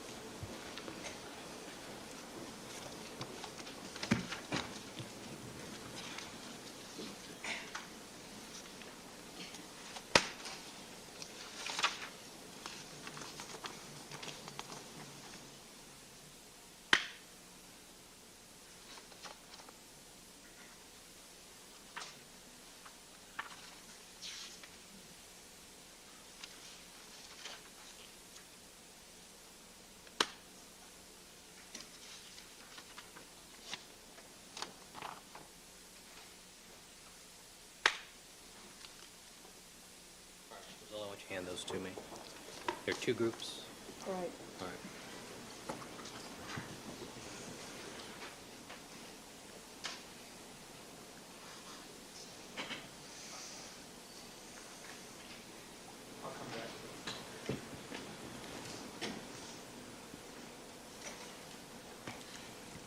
Ma'am, during any of these sessions, by the way, when was the most recent session you had with the district attorneys? This morning. And did you meet with them yesterday as well? No, actually, I didn't. This morning. This morning. And before this morning, when was the last session? Monday. And Or during Tues- any of the sessions... Excuse me, Tuesday. And during any of the sessions that you had with the district attorneys, did they review with you any of the issues that came up during Mr. Fung's testimony? Sustained. It's vague.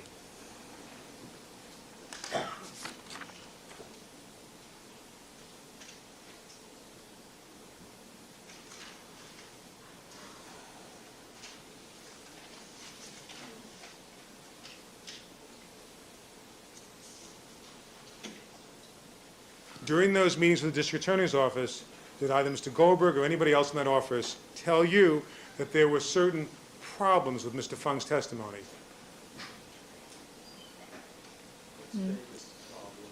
Overruled. I don't believe so. Never mentioned that at all to you? I don't believe so.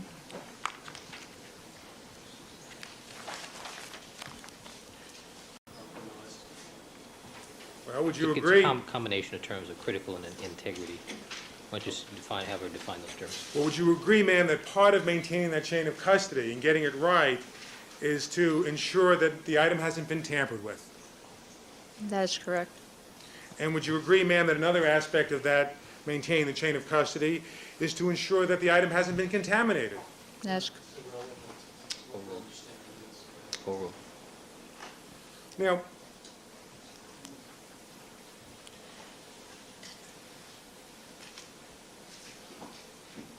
on direct examination, you were giving us some background as to your previous employment. Is that correct? that's correct. I think you mentioned that your first job out of college was with the Kern County DA's office. Right. You said you worked as a criminalist there, right? That's correct. But that was only a temp job, wasn't it? It was a temporary position as a criminalist, yes. Right. And in fact, you were laid off in that position, correct? Correct. And your next job after that temp position with the Kern County DA's office was in the private sector. You're working with a private laboratory, right? That's right. You weren't working as a criminalist then, were you? Toxicologist. But you weren't working for a law enforcement agency, No. processing crime scenes or doing criminalist work. Not processing crime scenes, no. And you weren't working for any law enforcement agency, correct? In that job. The laboratory I worked with contracted work from various law enforcement agencies in the area.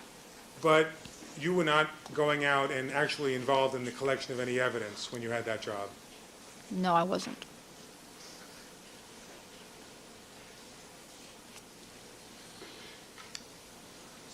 Now, You said you joined the LAPD in January of 1994? Excuse me, Mr. Neufeld, let me, forgive me for interrupting you. Let me see counsel without the clerk report. Let me see Mr. Cochran, Mr. Darden, Ms. Clark, and Mr. Douglas.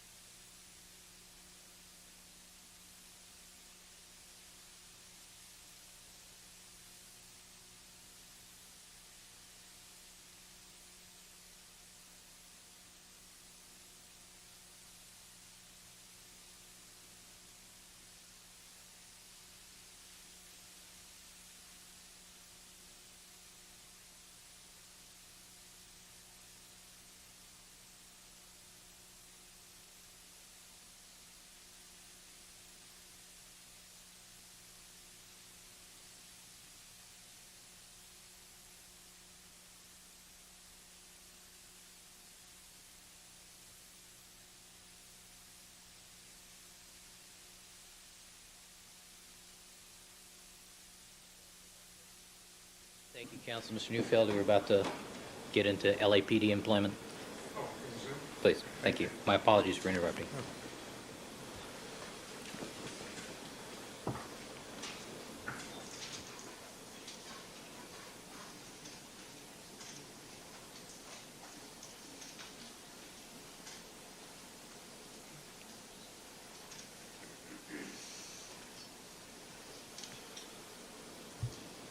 Mr. Neufeld.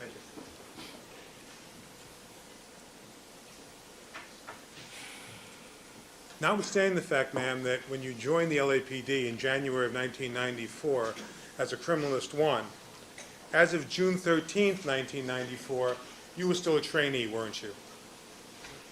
I was a criminalist 1. Ma'am, but weren't you also still a trainee at that point? It's A is to the term training. Overruled. You can answer the question. I was employed as a criminalist 1, Well, what day was your first day at work, ma'am? January 24th. January 24th? On January 23rd, you were not a criminalist 1, is that right? That is correct.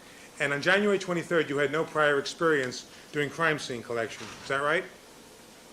That is correct. On January 24th, you become a criminalist 1, is that right? That's right.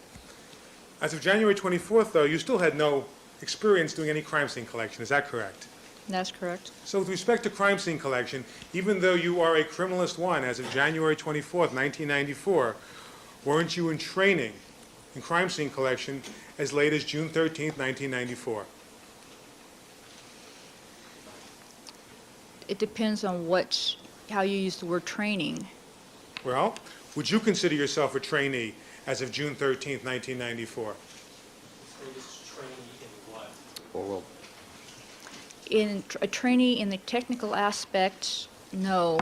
A trainee in the discretionary viewing of a crime scene, yes. Page 689.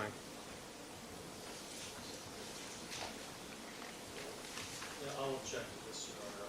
It's not inconsistent. Yeah, that was best. All right, let me see the transcript, please. Mr. Robertson, I need the transcript. please.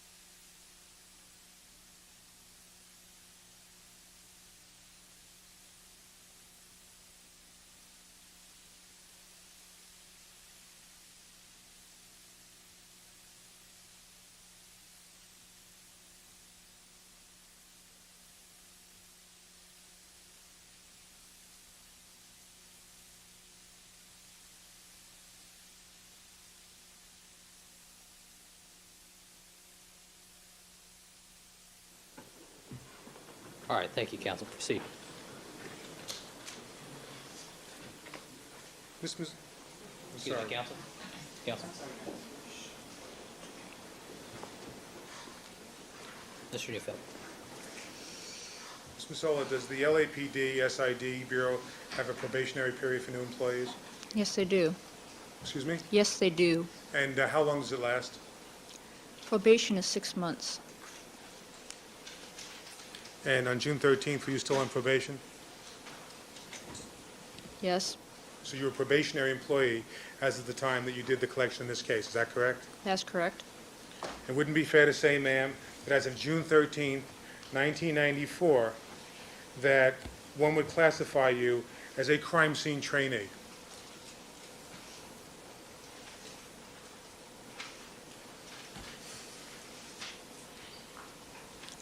In crime scene techniques, no. In the discretionary area, yes. Ma'am,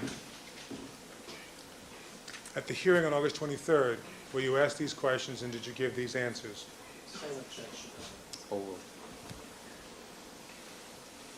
Question.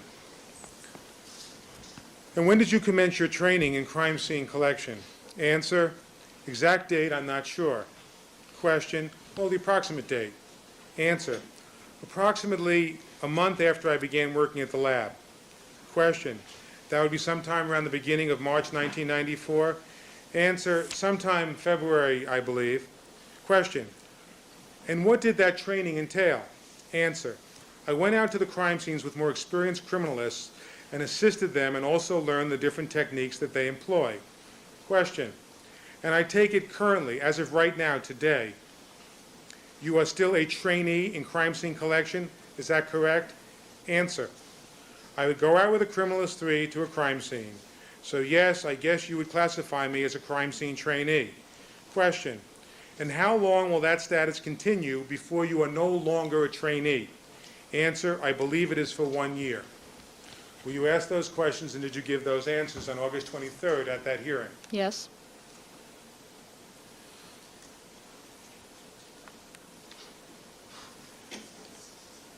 And when you gave that testimony on August 23rd, you were testifying truthfully, is that correct? yes, You were that's testifying accurately, is that right? to my best of recollection.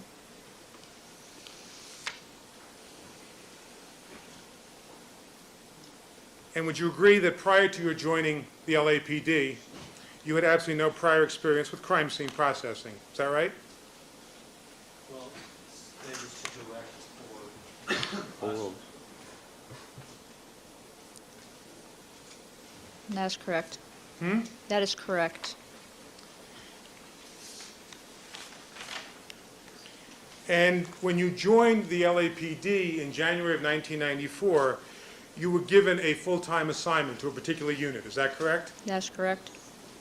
And it is the purpose of LAPD to assign you to a particular unit so you can develop your skills in that area, is that right? So we could learn their methods, yes. And would it be fair to say that the SID criminalists have many different units and many different disciplines? That is correct. And one of these disciplines would be, I think you referred to yours as toxicology, is that right? That's right. And another subspecialty would be serology, is that right? That's right. Question documents might be a third.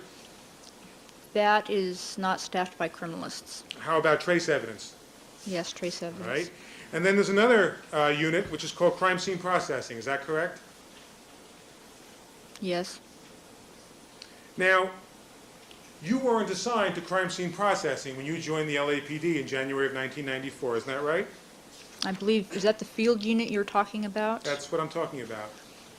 No, I was not assigned to the field unit. You were assigned to toxicology. That is correct. But there are other people at SID who are assigned full-time to processing crime scenes, isn't that correct? They take their turns on rotation. Well, other than the people who take their turns on rotation, isn't it true that there are at least 2 people who are full-time processing crime scenes as part of the field unit? I don't recall that. I'm not positive if that's true or not. You don't know one way or the other? No.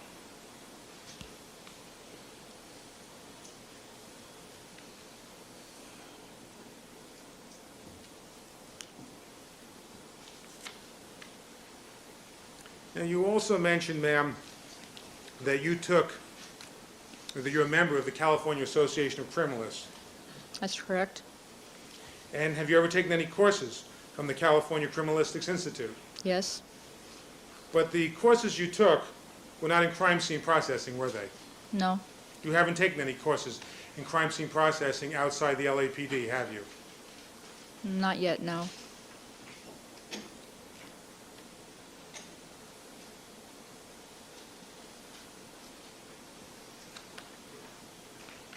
Now, you mentioned also on direct examination that you attended this thing called the Mini Academy, Yes. right? Correct. and that's offered by the Los Angeles Police Department Right, SID. when you joined That's in right. January of 1994. Now, it's not really an academy in the formal sense of the word, is it, ma'am? It is training, lectures, and hands-on training. Well, are you familiar with the Los Angeles Police Department Police Academy? A little bit familiar with it. Well, they yes. have their own building, don't they? Yes. Okay. You don't have any separate building for your No. instruction, do you? No. In fact, what you're talking about, this mini academy, is really employees of the SID getting together once a week to hear lectures, isn't that right, on various topics? No. Well, doesn't it meet every Thursday or something like that? It is more of a classroom type situation, And how often does it meet? once a week. And there's no textbook assigned to read, is that correct? That's correct. And there are no books that are actually distributed to the people who attend this mini academy, isn't that correct? And that is correct. In fact, this mini academy is given in the same room that houses your kitchen, your cafeteria, isn't that right? Isn't that it? Sometimes it is. Now, have you heard of the California Association of Criminalists Certificate of Professional Competency?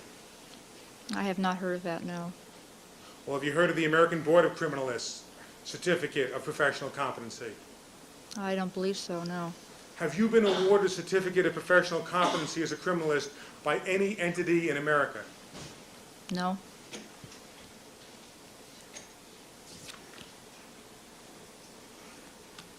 Now, you said that on the morning of June 13th, you received a phone call because you were the next in rotation. Is that right, Ms. Mazzola? I was on call, yes. And whenever there is a major crime scene, such as this one, is it SID's goal to have two criminalists work the scene? Is that their goal? I am not sure what their goal is. All I know is I was on call. And I was assigned with the Crim 3. And you said that the rotation picks a different criminalist each week. You were on call for either a week or the weekend.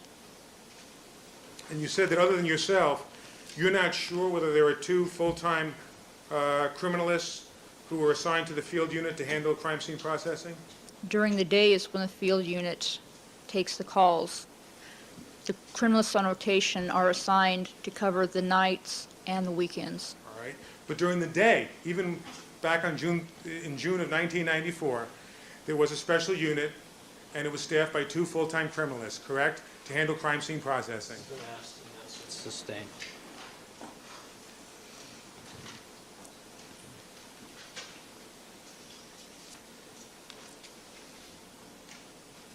Well, ma'am, are you aware that the members of the crime scene unit, full-time members of the crime scene unit who handle the calls on weekdays, are all people who have a lot more experience than you have, seems a fact non-reference. subject to connection, Your Honor? Overruled.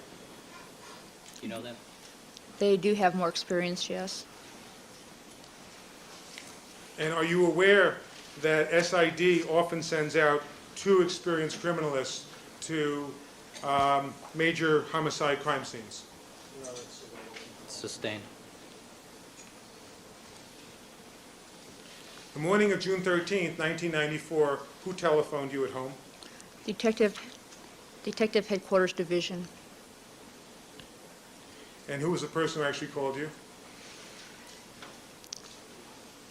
I don't remember his name exactly. He was from DHD. And what did that person tell you? That's irrelevant, all hearsay. It's to explain subsequent conduct, I take it. Yes. Or what were you told?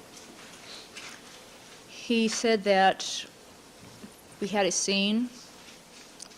It was a 187, and he gave me the address, What does 187 stand for? homicide.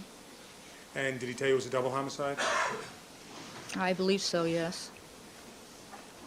And on that phone call, did he mention that Mr. Simpson was a possible suspect? No, no names are given. No names at all? No names.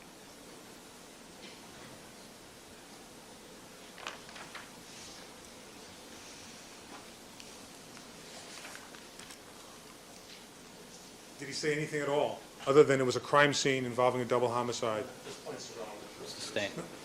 Your Honor, it has to do with the next action she's going to take. Sustained. Proceed.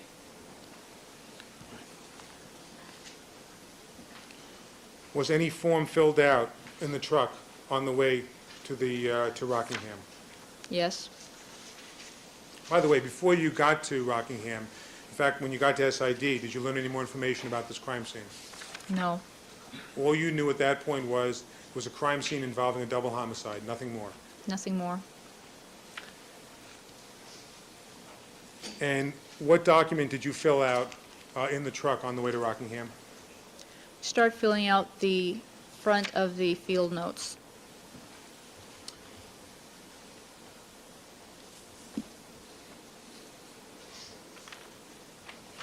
Show you what's been previously marked as Defense Exhibit Number 1107. Let me ask you, well, actually, it's easier on the screen.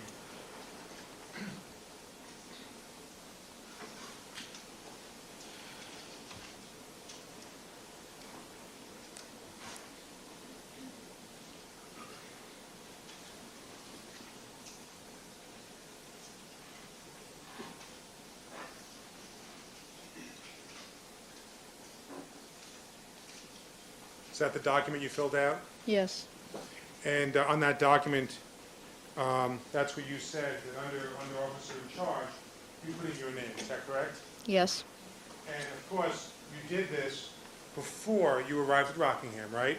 that's correct. But you did it after you had conversations with Mr. Fung, is that correct? That's correct. So just so I understand it, before you arrived at Rockingham, it was your understanding that you were going to be the officer in charge at a double homicide, is that correct? My name is under officer in charge because I was a criminalist on call at the time. Ma'am, didn't you say that a decision was made after you got to Rockingham that you would no longer be the officer in charge? Is that correct? Didn't you testify to that on direct examination? Yes, Well, if a decision was made after you got to Rockingham that you would no longer be the officer in charge, then isn't it correct that before you got to Rockingham, you were considered the officer in charge? Isn't that right? not really, no.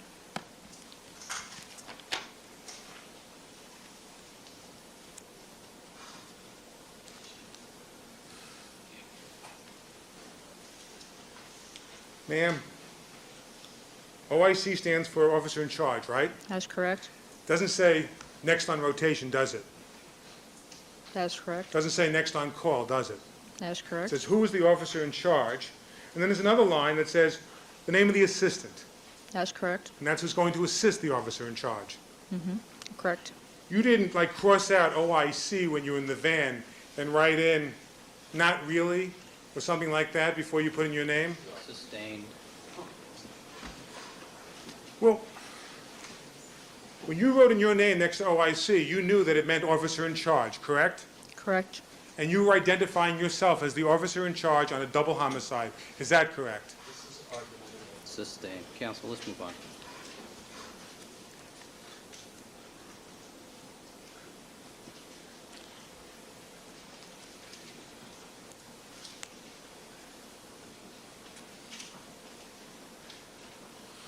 When you arrived at Rockingham, the first thing that happened is that the detectives briefed you on the situation?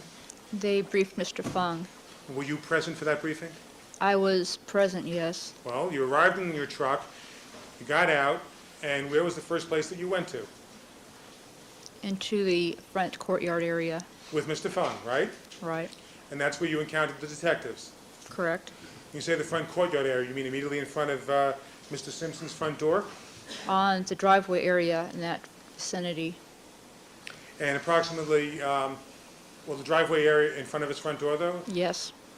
In the vicinity of where you collected item number 7? Yes. And that's where the discussion was held with the detectives? Yes. And approximately how long did that discussion last? I have no idea. Well, at this point in time, you had only filled out one form, correct? The cover sheet of the crime scene investigation unit, isn't that right? Yes. And now, during these several minutes, you're having a discussion, or you are listening to a discussion between Dennis Fung and the detectives at the scene. Is that right? That's right. And how many detectives are there approximately? I honestly can't recall how many. Well, was it just one detective, or were there more than one? It was more than one. Was there more than 2? I believe so. And at that point, those detectives gave you an idea of what items they wanted you to collect in that discussion during those 5 minutes? They told Mr. Fung what they were interested in, and he came back and told me. You said they told Mr. Fung, and then he came back and told you. You mean you didn't actually get into this little discussion that Fung was having with the detectives? No. You didn't hear it? And I didn't make a motion to strike that part of the witness's testimony with personal knowledge. Overruled. Excuse me, would you please repeat the question?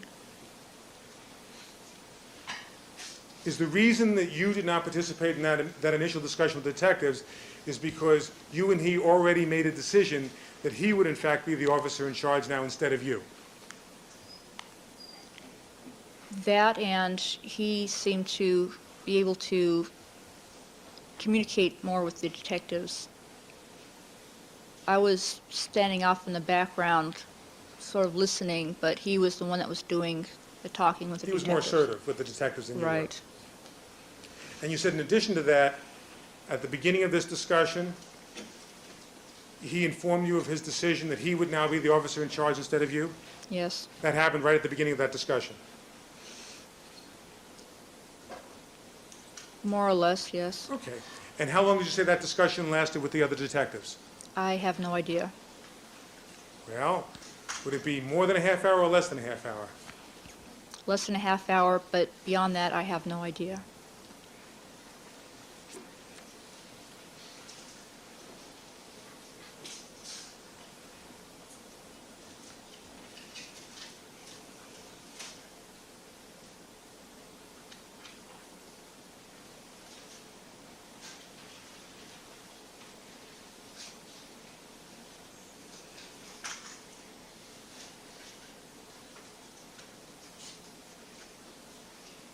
Now, after this discussion, and after Dennis Fung told you that he was going to be the officer in charge, you then went over and looked at certain items of evidence? Yes. And which was the first item that you then looked at? The Bronco. And is that the first time you were told about the Bronco? Yes. And is it at that moment that you then filled out the crime scene investigation sheet for the Bronco? Yes.